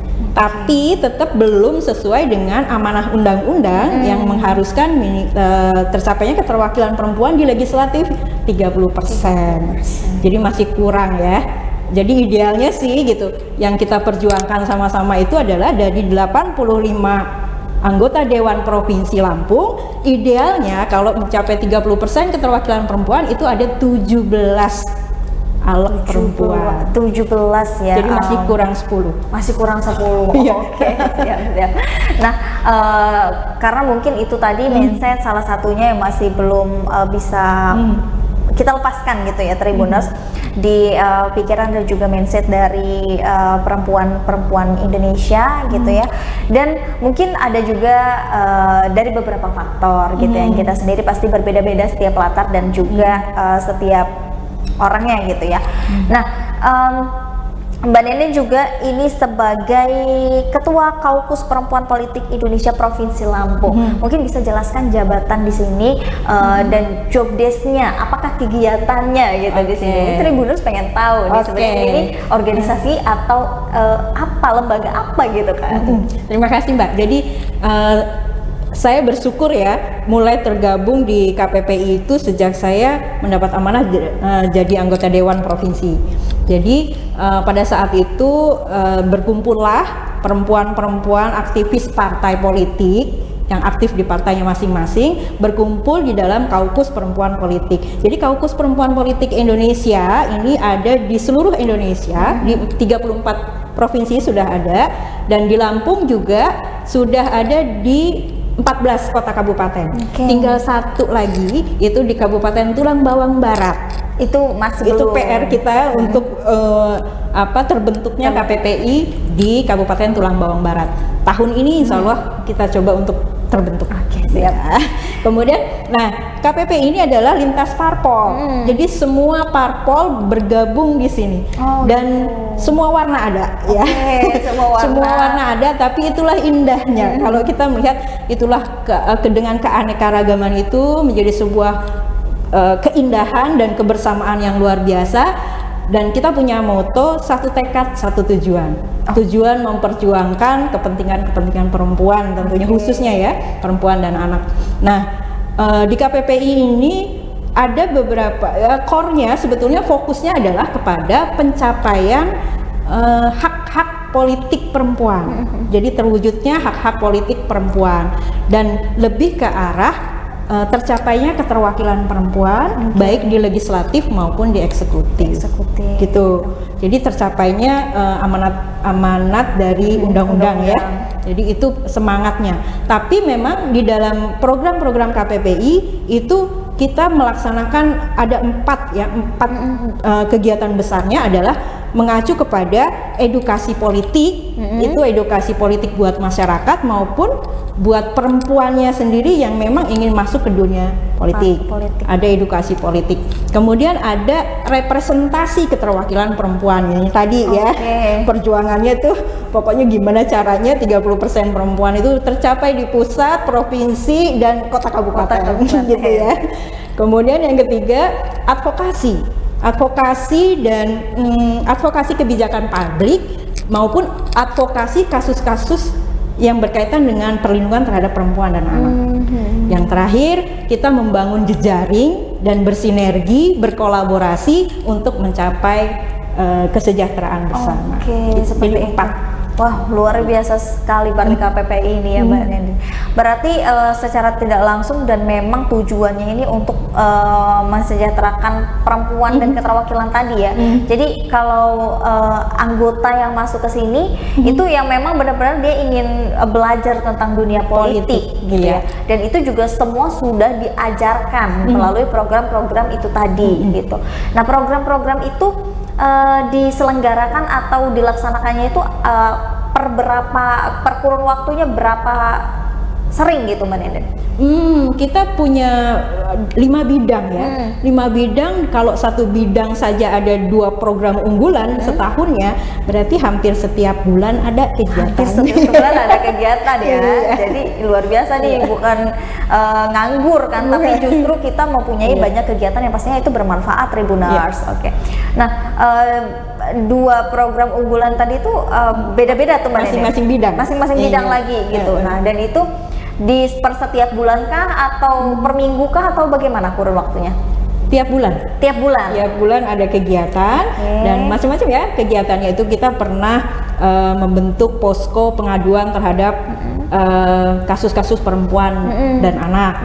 Itu kita sudah membentuk posko itu. Kemudian pernah juga sekolah politik khusus untuk perempuan. Ada. Nah, kemudian juga ada nanti pelatihan ya, pelatihan terkait dengan capacity building, terkait dengan kemampuan berbicara, branding, terus media ya. Pokoknya banyak ya. Pelatihan-pelatihan yang kita lakukan dan itu memang khusus bagi perempuan. Oke, luar biasa. Nah, kalau untuk range usianya, ini dari usia berapa sampai dengan berapa nih Mbak Nenden yang mungkin bisa tergabung atau yang sudah tergabung? Ya, kalau selama ini sih rata-rata sudah masuk dalam usia pemilih ya. Ya, silakan kalau berdasarkan undang-undangnya kan 17 tahun itu sudah punya hak pilih. Maka ya dia boleh bergabung bersama KPPI. Oke. Berarti memang lagi-lagi ya Mbak Nenden bukan hanya beda warna, beda bendera, tapi juga beragam usianya, dari yang remaja mungkin sampai yang berumah tangga. Semua ada ya. Sampai yang pensiunan pun ada. Ada. Luar biasa sekali. Semangat banget ya. Oke, Mbak Nenden, jadi ketua ini pasti nggak mudah.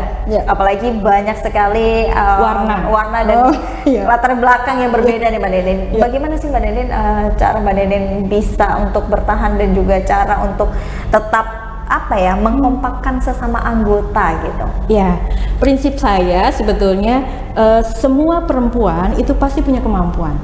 Semua perempuan punya kelebihan. Maka kita saling menghargai dan saling melengkapi. Mungkin saya nggak punya sisi ini gitu ya, mungkin itu dimiliki oleh perempuan dari partai lain gitu kan. Dan itu kita saling bekerja sama dengan baik. Kebersamaanlah yang kita pupuk, kekeluargaan yang kita pupuk, dan di KPPI kadang-kadang kita menanggalkan warna-warna itu. Pokoknya kita sama-sama berjuang, dan katanya saya pernah mendapatkan ilmu yang luar biasa ya.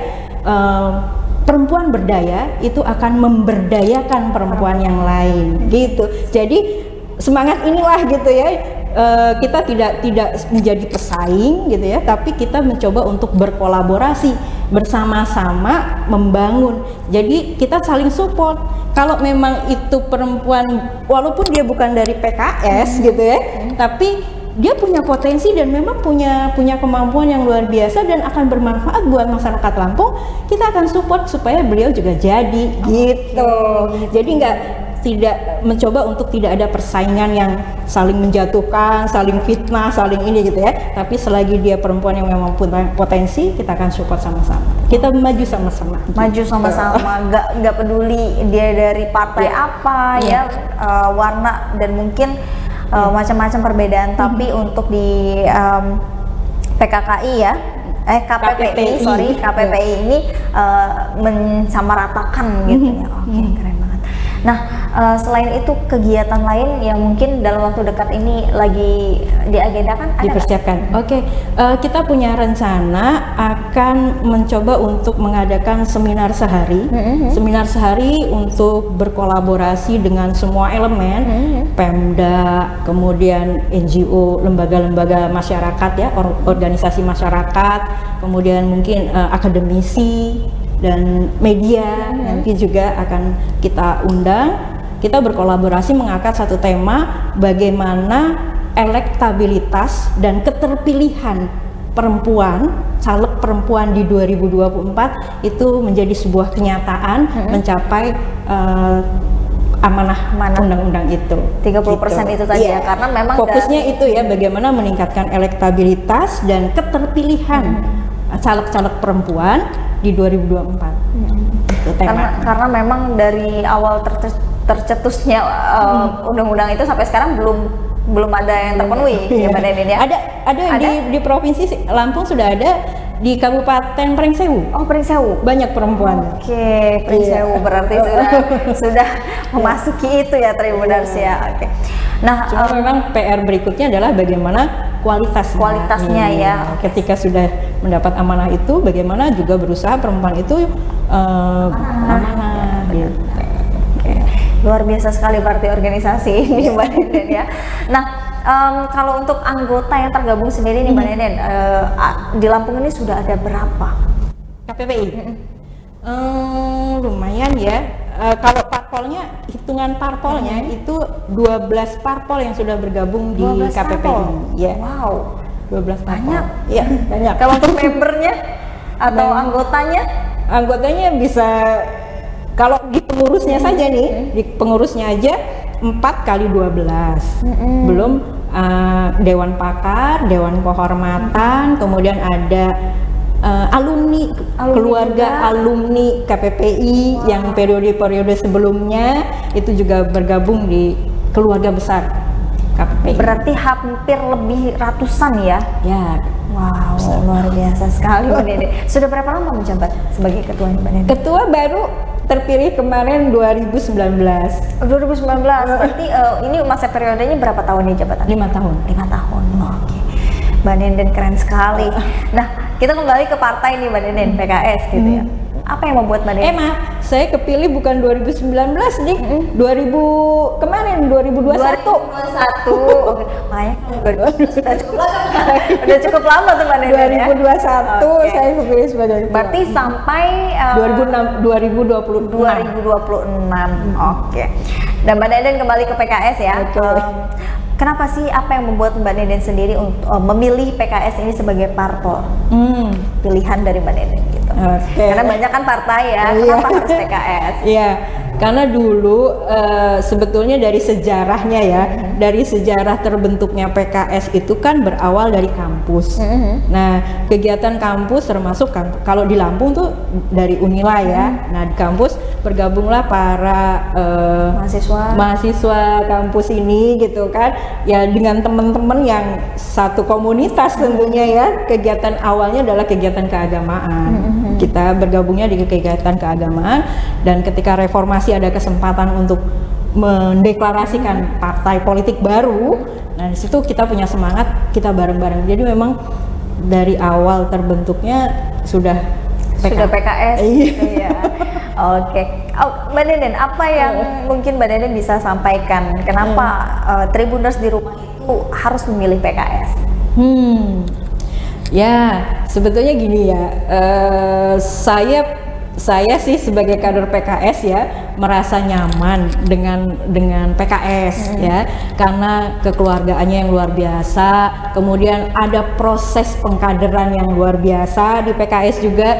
Jadi yang di awal itu ditempalah kita gitu ya sebagai kader partai politik gitu, ditempa, dibina, kemudian dikembangkan potensi yang dimiliki oleh masing-masing kader. Tentu beda-beda ya, kalau dia mau mengembangkan potensi seni ada, kalau dia mau mengembangkan potensi sebagai narasumber misalnya juga ada gitu, atau memang terjun sebagai politik praktisnya juga ada gitu. Jadi saya merasa ya itu ya. Kemudian satu ininya juga adalah yang kena di hati saya itu tagline-nya itu ya, melayani masyarakat.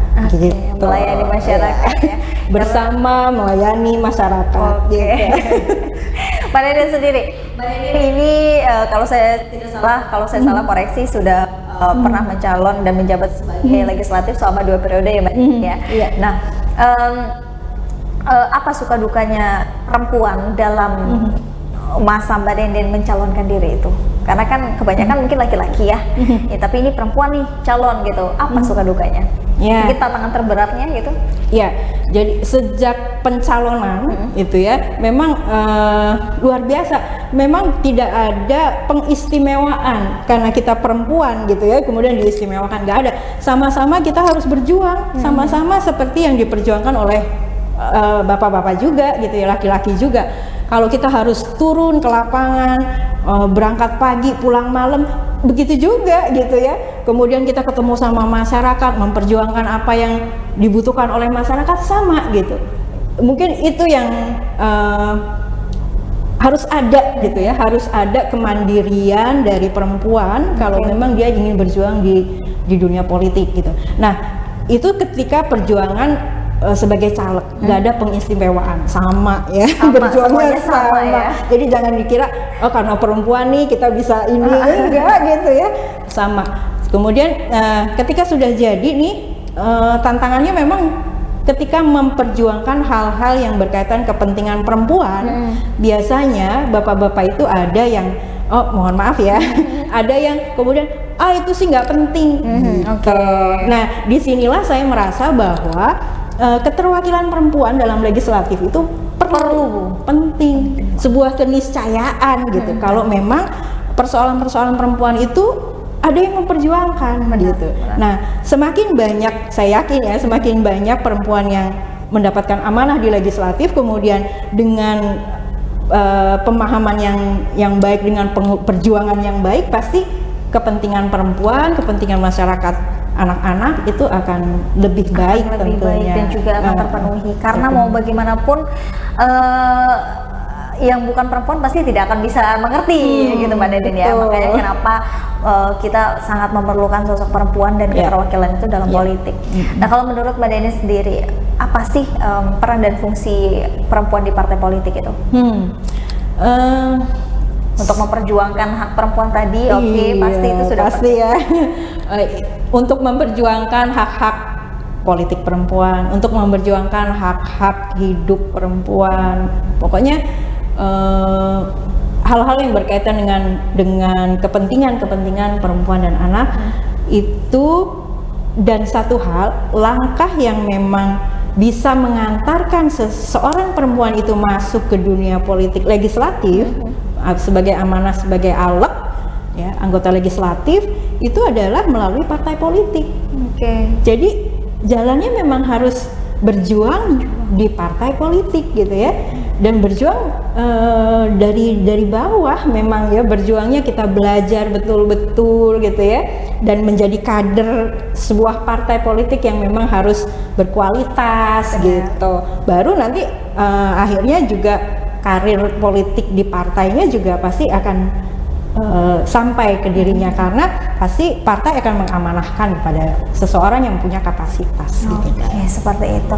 Jadi memang semua butuh proses, dan tentunya proses itu nggak gampang dan pastinya nggak sebentar ya Mbak Nenden ya. Mbak Nenden aja hampir 10 tahun lebih ya, bahkan lebih ya mungkin ya gitu. Nah, menurut Mbak Nenden sendiri, karena kan seperti yang Mbak Nenden bilang tadi, perempuan yang tidak mau atau belum mau terjun ke politik itu kan mungkin karena pengetahuan politiknya kurang gitu. Nah, jadi perempuan yang bisa mendapatkan pengetahuan politik ini bisa melalui seperti apa sih cara belajarnya? Belajarnya dari mana gitu? Ya, sebetulnya bisa dari membaca ya. Membaca itu memang membaca dari baca buku, kemudian juga bisa dari perkuliahan, ya kan, sekolah, bangku sekolah juga pasti ada yang mengarah ke dunia politik ya, fakultas yang memang memperdalam ilmu-ilmu politik, pemerintahan, dan selain itu juga kita bisa belajar dari interaksi sebetulnya. Dan kita interaksinya di mana gitu ya. Kalau dulu sih saya niatnya gini ya, niatnya tuh ikhlas aja ya. Punya niat ikhlas, pengen dapat ilmu di mana aja kita berada gitu. Jadi begitu kita di organisasi masyarakat, mungkin kita tergabung di organisasi masyarakat apa, sambil di situ kita belajar politiknya gitu. Terus apalagi bergabung di organisasi partai politik, pasti di situ kita belajar tentang politik gitu ya. Oke. Jadi banyak cara orang itu bisa belajar tentang pengetahuan politik ya Mbak Nenden ya.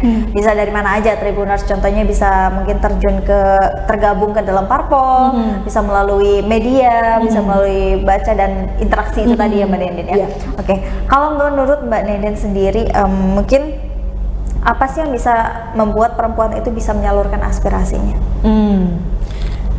Kalau terkait dengan bagaimana perempuan bisa menyalurkan aspirasinya, itu yang penting adalah perempuannya itu sendiri sadar ya, sadar bahwa ada loh haknya yang harus dia sampaikan, kebutuhan yang harus dia perjuangkan gitu untuk bisa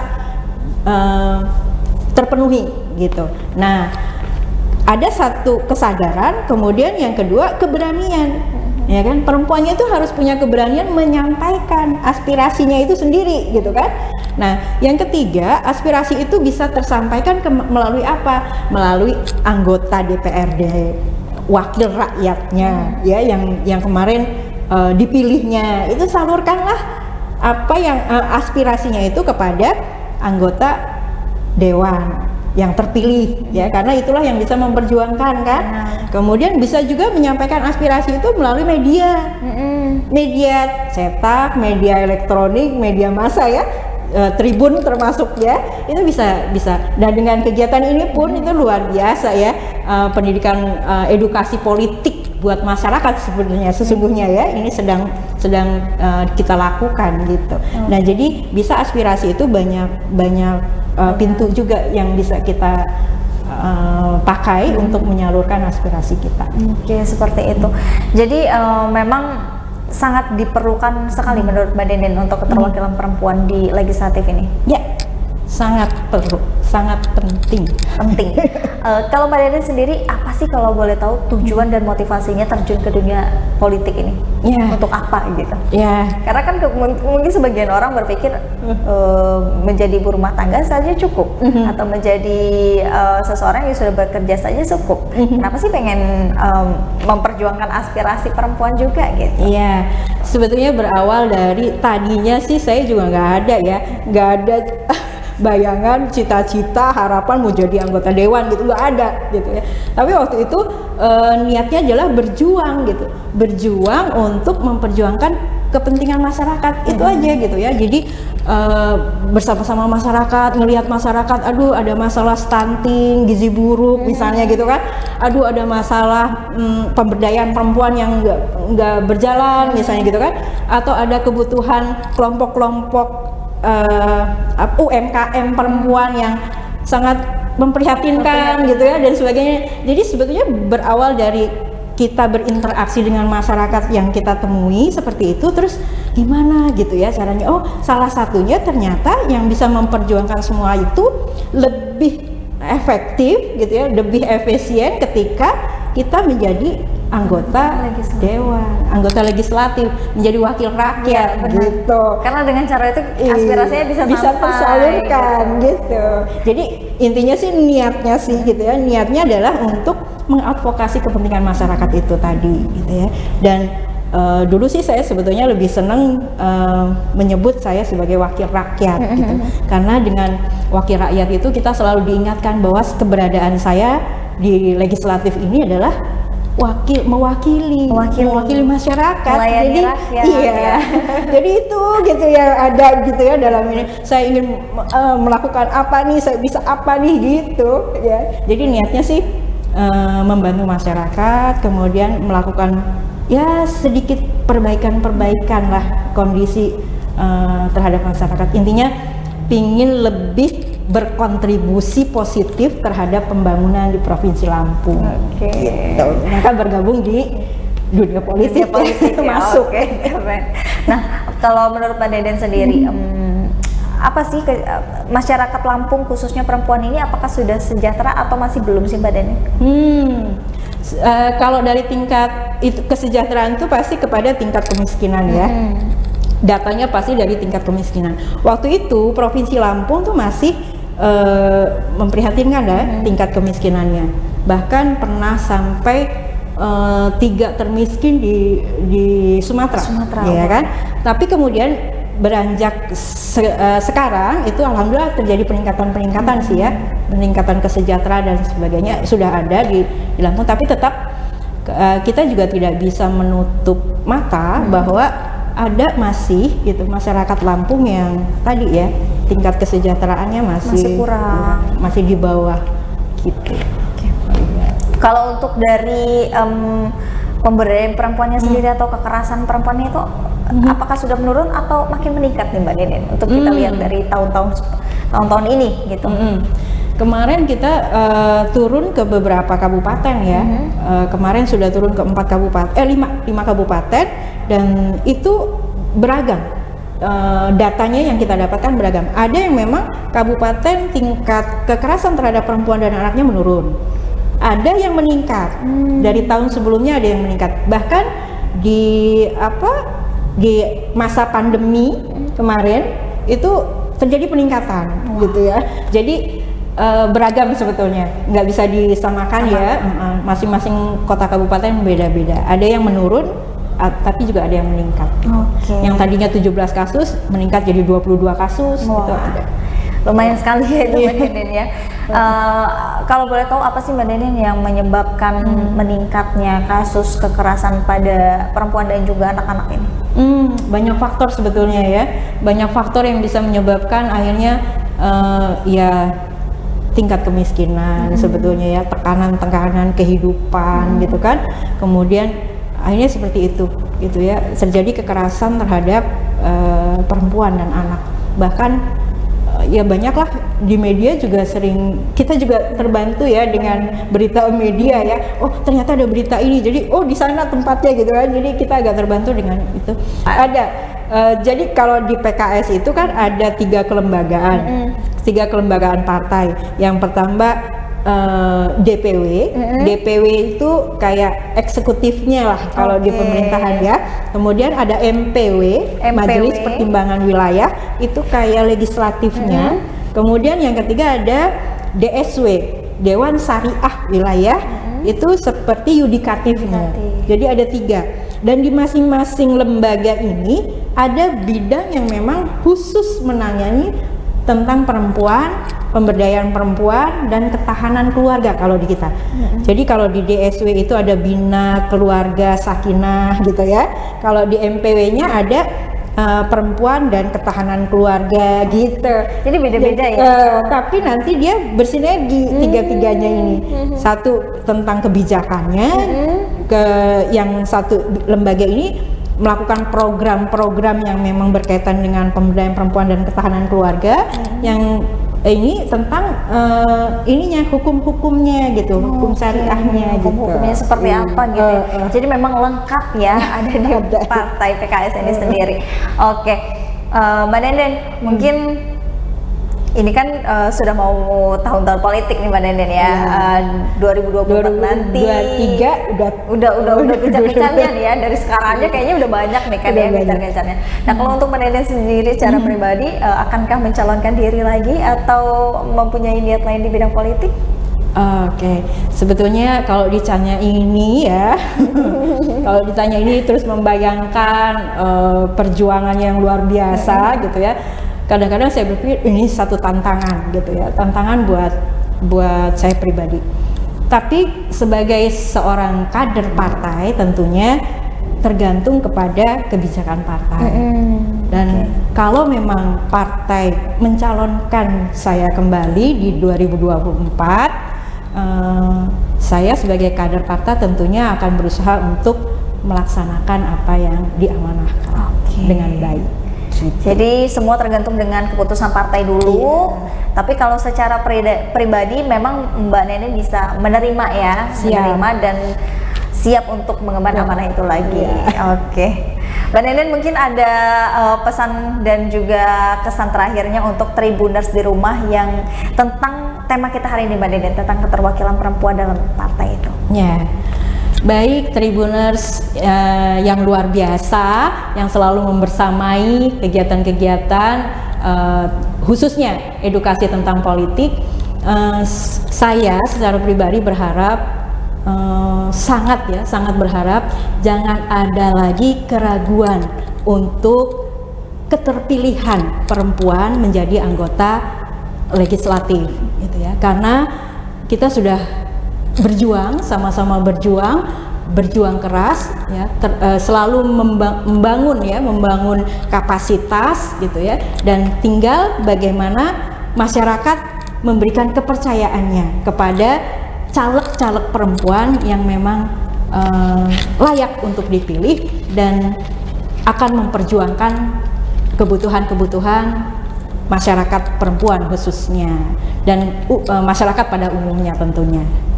Oke, Mbak Nenden terima kasih sekali sudah meluangkan waktunya di sela-sela kesibukan ya. Tapi luar biasa sekali Mbak Nenden bisa menyempatkan waktunya untuk hadir di studio Tribun Lampung dan tentunya duduk bersama dengan saya di samping ini untuk mengedukasi Tribuners di rumah semua tentang politik dan khususnya ruang untuk perempuan itu seperti apa. Dan mudah-mudahan dengan adanya tayangan Bincang Politik ini bisa membuka dan juga memberikan wawasan untuk kita semua terkait tentang edukasi politik dan tentunya tema kita hari ini yaitu keterwakilan perempuan dalam dunia politik itu seperti apa gitu.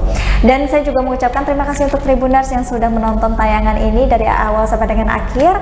Terima kasih juga untuk Mbak Nenden yang sudah bergabung. Terima kasih.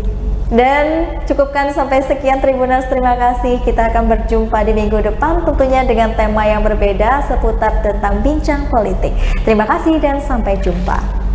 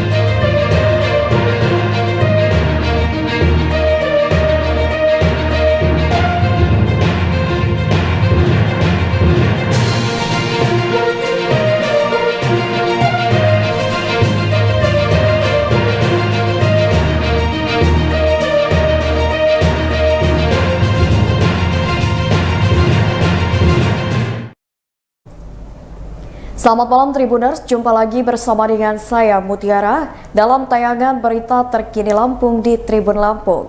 Kami akan menyajikan informasi menarik dan terkini untuk Anda dari berbagai daerah di Provinsi Lampung. Dan inilah berita terkini selengkapnya.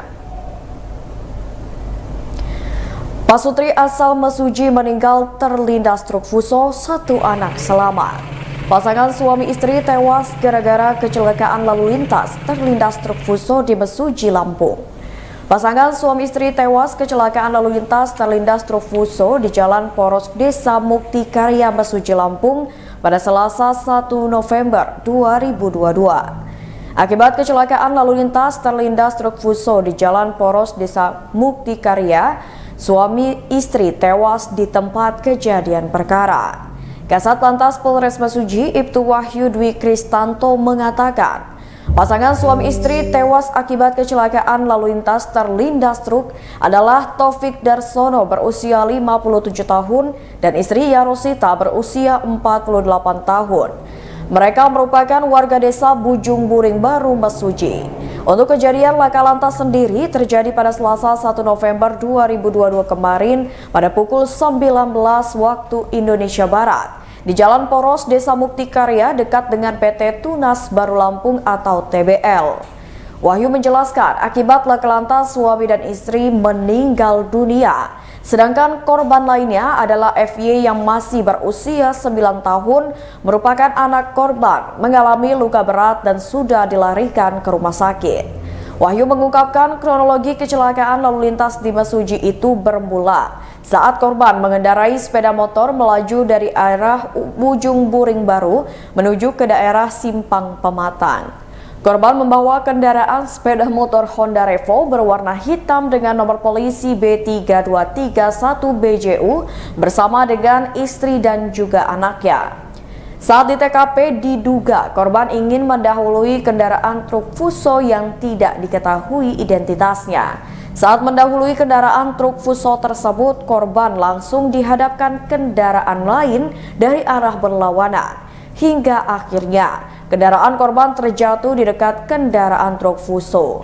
Kemudian kedua korban masuk ke bawah kolong truk Fuso dan terlindas. Sedangkan anaknya sendiri yang turut ikut selama perjalanan terpental ke bahu jalan dan mengalami luka berat. Untuk kendaraan truk Fuso sendiri yang diduga melindas korban sampai saat ini masih melarikan diri. Lebih lanjut, Wahyu menuturkan bahwa saat terjadi kecelakaan, pihaknya langsung melakukan evakuasi korban untuk dilarikan ke rumah sakit. Sedangkan untuk jenazah telah diserahkan ke pihak keluarga korban.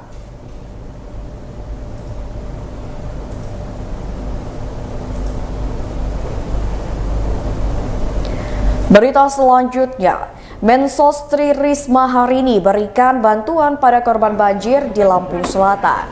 Menteri Sosial Tri Risma hari ini mengunjungi korban meninggal tenggelam akibat banjir di Dusun Tasik, Desa Bajumas, Kecamatan Candipuro, Lampung Selatan pada Rabu 2 November 2022. Menteri Sosial Tri Risma hari ini mengunjungi rumah duka korban tenggelam banjir, yakni Rosyani berusia 50 tahun dan Madarif berusia 57 tahun di Dusun Tasik, Candipuro, Lampung Selatan. Di rumah korban tenggelam karena banjir Candipuro, Lampung Selatan, Menteri Sosial Tri Risma hari ini sempat berbincang dengan anak dan istri korban. Selain memberikan santunan, Tri Risma hari ini juga memberikan biaya pendidikan kepada kedua anak korban tenggelam dikarenakan banjir. Mensos juga memberikan bantuan berupa pakaian, makanan, dan peralatan mainan untuk anak korban tenggelam dikarenakan banjir. Rombongan Mensos juga mengunjungi rumah duka bocah meninggal dunia tenggelam dikarenakan banjir, yakni H yang berusia 14 tahun dan R berusia 12 tahun di Desa Sukamaju, Kecamatan Sidomulyo, Lampung Selatan. Di rumah duka bocah meninggal dunia di Desa Sukamaju, Kecamatan Sidomulyo, Lampung Selatan, Tri Risma hari ini memberikan santunan bantuan berupa pakaian, makanan, dan peralatan mainan untuk anak korban. Mensos menyempatkan diri untuk membuat mainan pesawat-pesawatan dengan adik-adik korban meninggal dunia tenggelam karena banjir. Tri Risma hari ini mengatakan dirinya sudah memberikan santunan sesuai dengan tupoksi dari Kemensos Republik Indonesia. Pihaknya juga memberikan santunan keluarga korban untuk kebutuhan sehari-hari. Risma mengaku anak korban meminta untuk membantu biaya pendidikan. Mensos mengatakan pihaknya sudah memberikan bantuan biaya pendidikan untuk anak korban tenggelam banjir. Ia mengaku pihaknya sudah memberikan biaya pendidikan untuk anak korban tenggelam banjir selama 1 tahun. Bupati Lampung Selatan Nanang Ermanto berterima kasih kepada Kemensos RI yang telah memberikan santunan dan bantuan kepada keluarga korban tenggelam akibat banjir. Nanang berharap kepada keluarga korban yang diberikan bantuan untuk memanfaatkan bantuan sesuai dengan keperluan sehari-hari dan keperluan sekolah anak. Pihaknya juga sudah memberikan bantuan kepada korban banjir dan saat ini anak-anak para korban banjir membutuhkan peralatan alat tulis dan juga seragam. Hal itu dikarenakan peralatan alat tulis dan seragam anak-anak para korban banjir sudah tidak bisa dipakai dan hanyut terbawa banjir.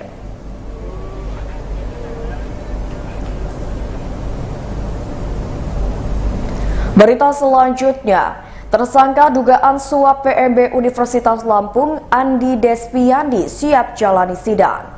Pengadilan Negeri Tanjung Karang, Bandar Lampung menjadwalkan sidang perdana untuk tersangka Andi Despiandi dalam kasus dugaan suap penerimaan mahasiswa baru di Universitas Lampung pada Rabu 9 November 2022 mendatang.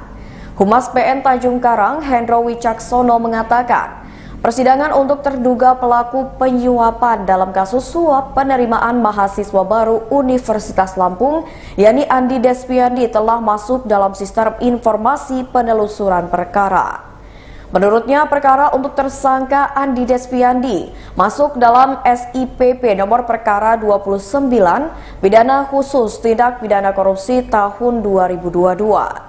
Hendro menyebut perkara tersangka Andi Despiandi telah didaftarkan oleh Jaksa Penuntut Umum dari Komisi Pemberantasan Korupsi pada Selasa 1 November 2022. Menurutnya, PN Tanjung Karang telah menetapkan Arya Veronica sebagai Ketua Majelis Persidangan Andi Despiandi. Selain jadwal persidangan, Hendro juga menjelaskan jika tersangka penyuap penerimaan mahasiswa baru Unila, Andi Despiandi didakwa dengan 3 pasal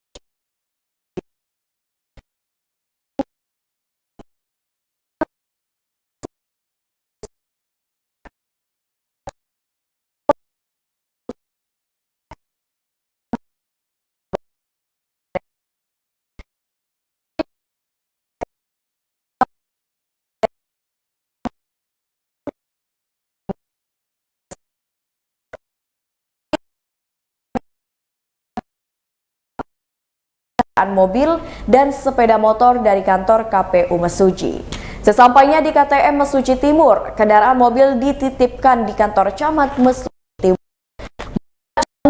Desa tujuan tidak dapat diakses menggunakan kendaraan roda 4. Saat itulah ia mengaku jarak tempuh yang dilaluinya tidak jauh, namun dikarenakan akses jalan yang sangat sulit mengakibatkan perjalanan menuju desa tujuan harus memakan waktu. Selanjutnya, Imani menuturkan KPU Mesuji menyisiri satu persatu 5 desa tujuan. Lebih lanjut, berdasarkan pengakuan Imani, perjalanan verifikasi faktual itu berakhir sampai maghrib dan kembali melakukan perjalanan pulang.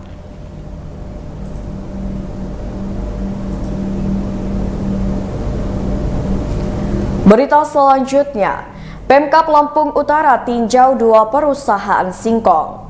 Pemkab Lampung Utara meninjau perusahaan singkong di Lampung Utara pada Kamis 2 November 2022. Peninjauan perusahaan singkong oleh Pemkab Lampung Utara pertama dilakukan di PT TWBP Sinarmas Laut Group yang berlokasi di Jalan Lintas Tengah Sumatera, Desa Belambangan, Kecamatan Belambangan Pagar, Lampung Utara. Kemudian Pemkab Lampung Utara meninjau perusahaan singkong PT Jaya Abadi Tapioka di Jalan Desa Jagang, Kecamatan Belambangan Pagar, Lampung Utara. Pelaksana tugas Asisten 2 Pemerintah Kabupaten Lampung Utara Sofyan mengatakan kedatangannya untuk meninjau perusahaan singkong mulai dari perizinan hingga pengelolaan limbah di pabrik. Untuk perizinan, pihaknya telah memeriksa perizinan di 2 perusahaan. Mereka hasilnya mematuhi semua perizinan mulai dari IMB hingga izin gangguan. Ada izin yang diperpanjang setahun sekali atau 5 tahun sekali dan diharapkan mereka melaksanakan aturan tersebut sesuai dengan aturan yang berlaku. Kemudian mengenai alur perdagangan secara keseluruhan, pasokan singkong yang ada di Kabupaten Lampung Utara memenuhi kebutuhan perusahaan alias tidak ada kekurangan. Untuk harga pun demikian, pabrik juga membelinya di kisaran harga Rp1.000 per kilogram dengan potongan beragam mulai dari 20% hingga 23%. Kemudian mengenai timbangan juga dilakukan pemeriksaan. Hasilnya, timbangan yang ada di 2 perusahaan tadi relatif baik. Untuk pemeriksaan timbangan ini dilakukan tera ulang oleh Dinas Perdagangan setempat minimal setahun sekali.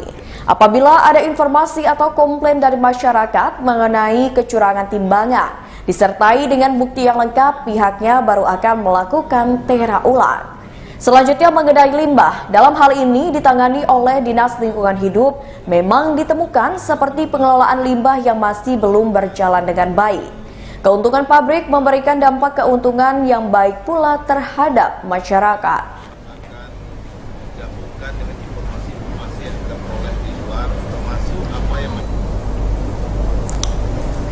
Berita selanjutnya, Sogo Branded Store berikan diskon hingga 50%. Sogo Branded Store selalu memberikan promo menarik setiap bulannya untuk para pelanggan setia.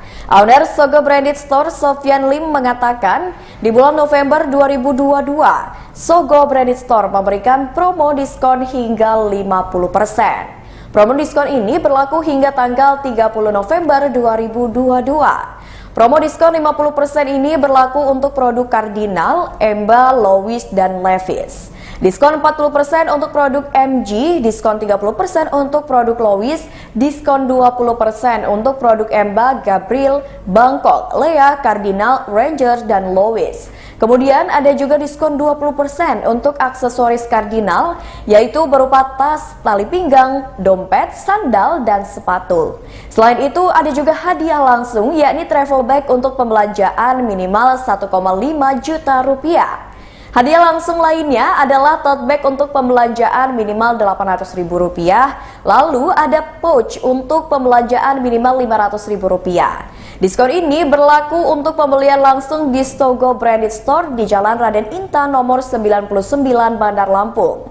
Diskon juga bisa didapatkan dengan membeli secara online melalui media sosial Instagram @sogo_branded store.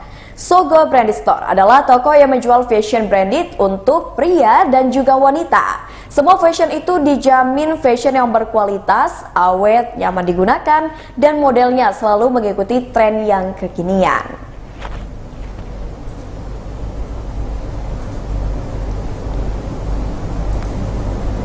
Baiklah Tribuners, itulah berita terkini Lampung bersama dengan saya Mutiara. Jangan lupa untuk terus saksikan YouTube Tribun Lampung News Video, Facebook Tribun Lampung, Instagram @tribunlampung, dan TikTok @tribunlampung untuk informasi terupdate lainnya. Selamat malam dan sampai jumpa.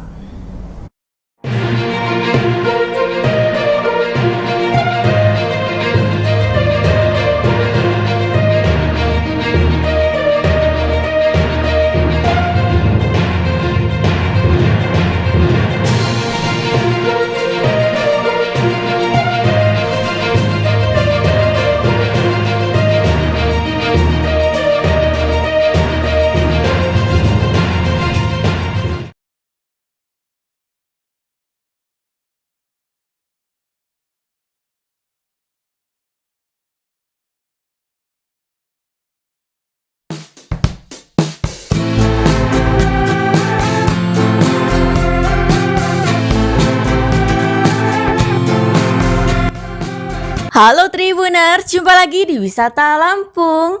Wisata Lampung kali ini sedang ada di penginapan terbaru di Lampung Selatan, namanya Lumai Villa and Resort. Lokasi tepatnya berada di bibir pantai Minang Rua, Jalan Pariwisata Batu Alif, Dusun Minang Rua, Desa Kelawi, Kecamatan Bakauheni, Kabupaten Lampung Selatan. Penginapan yang baru buka sejak 28 September 2022 ini memiliki konsep unik loh, perpaduan nuansa Bali modern.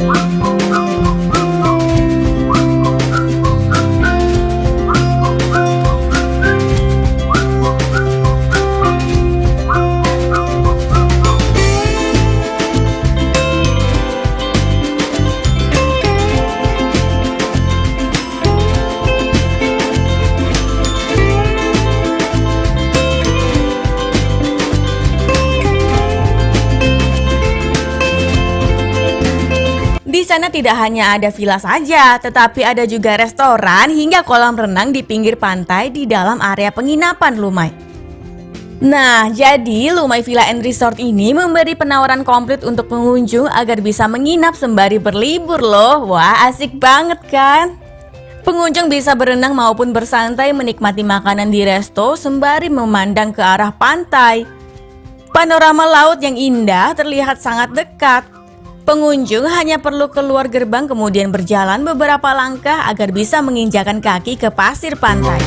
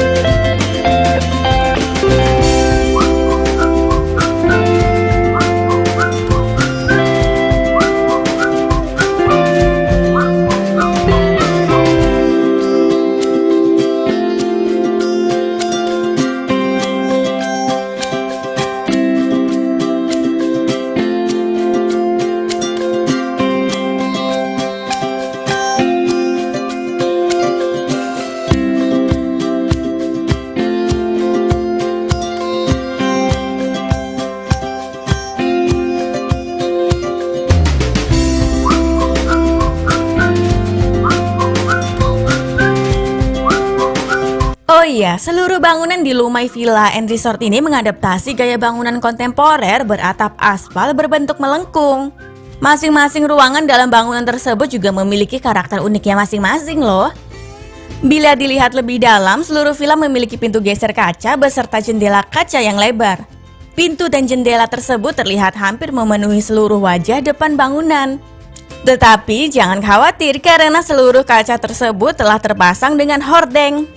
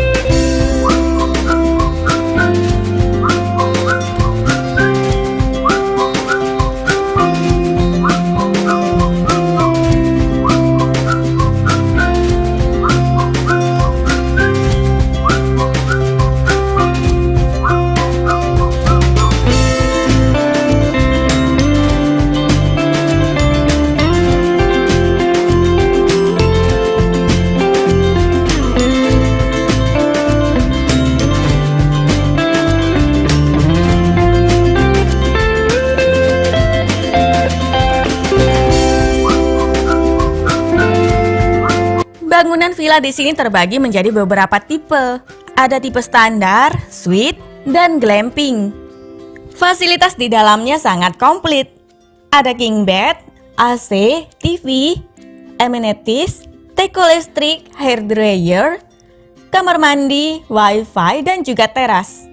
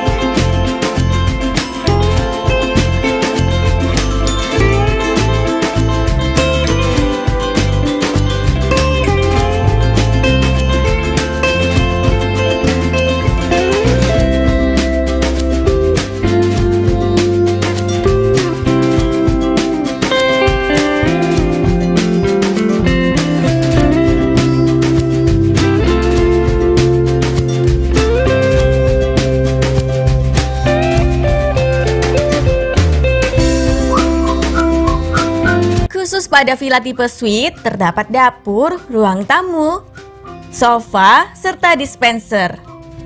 Sementara untuk tipe standar terdapat space spesial berupa balkon belakang. Sedangkan untuk tipe glamping memiliki kamar mandi unik tanpa pintu.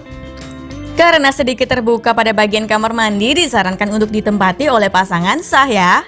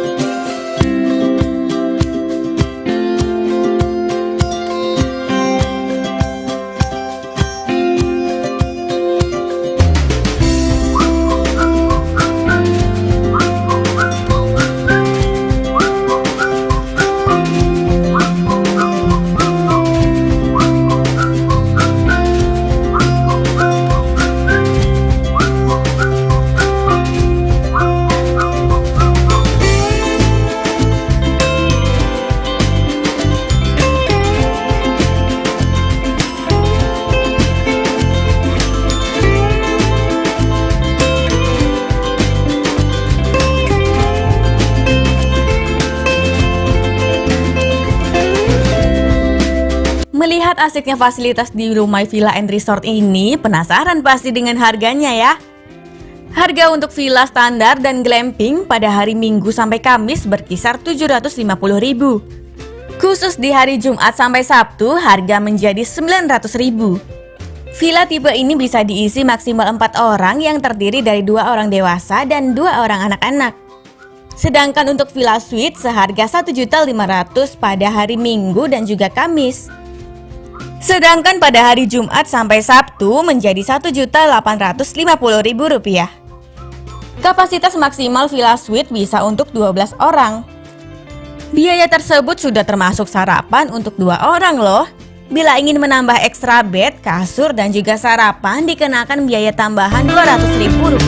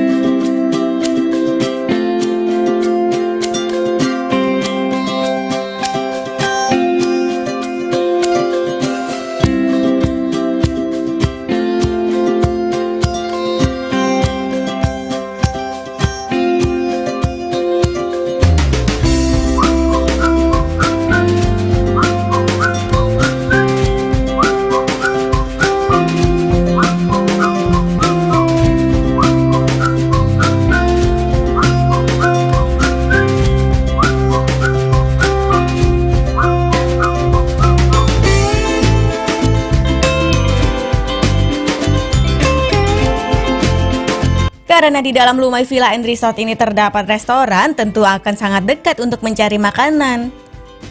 Resto di Lumai Villa and Resort ini menyajikan beragam menu makanan, salah satunya nasi goreng spesial. Menu makanan dibanderol harga terjangkau mulai dari Rp10.000 hingga Rp35.000. Bila Tribuners penasaran dengan cara reservasi di sana, untuk bisa menginap di Lumai Villa and Resort ini bisa melangsungkan reservasi melalui kontak person yang tersedia dan atur sendiri deh jadwalnya. Namun bila tidak ingin repot, calon pengunjung bisa melalui jasa travel agent seperti Travelsia ID.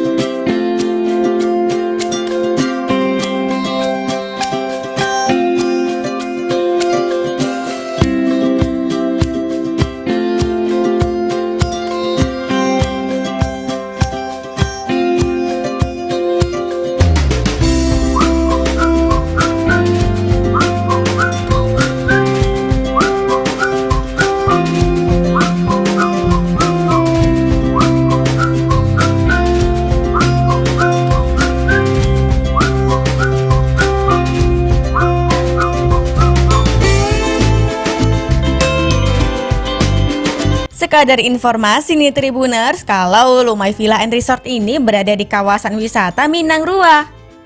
Di sekitarnya terdapat banyak wisata seperti Green Canyon, taman bawah laut, air terjun Kajasaka, Batu Alif, Goa Lalai, serta wisata Pematang Sunrise. Bila bicara soal akses jalan menuju Lumai Villa and Resort ini halus beraspal. Namun hati-hati karena terdapat turunan curam di sana. Kondisi jalan juga sedikit sempit sehingga kendaraan seperti bus hanya bisa sampai pada pos 1 yang dijaga warga. Tetapi jangan khawatir, nantinya wisatawan akan dijemput di pos 1 tersebut untuk diantar ke Lumai Villa and Resort.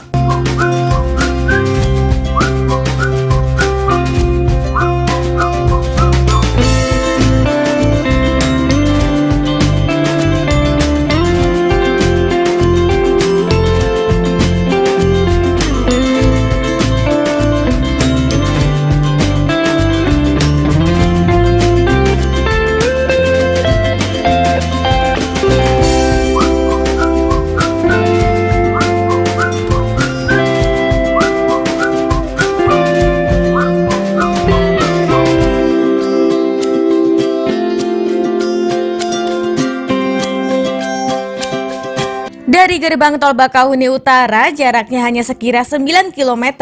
Untuk menuju ke sana, pergi ke arah tenggara di Jalan Lintas Sumatera, terus lurus mengikuti jalan sampai sejauh 6 km, maka akan bertemu dengan SPBU Pertamina di sisi kanan jalan. Tidak jauh dari itu, belok kanan menuju Desa Kelawi. Ikuti jalan sejauh 750 meter, kemudian belok kiri tepat di samping Masjid Berkubah Emas. Lanjut berjalan sejauh 700 meter, lalu belok kanan maka akan sampai di pos 1. Lanjut berjalan sejauh 1,6 km, berjalan kembali mengikuti jalan yang menurun. Pada titik tertentu akan dijumpai sebuah turunan di samping lembah curam, jadi harap berhati-hati ya. Tidak disarankan untuk melaju dalam kecepatan tinggi.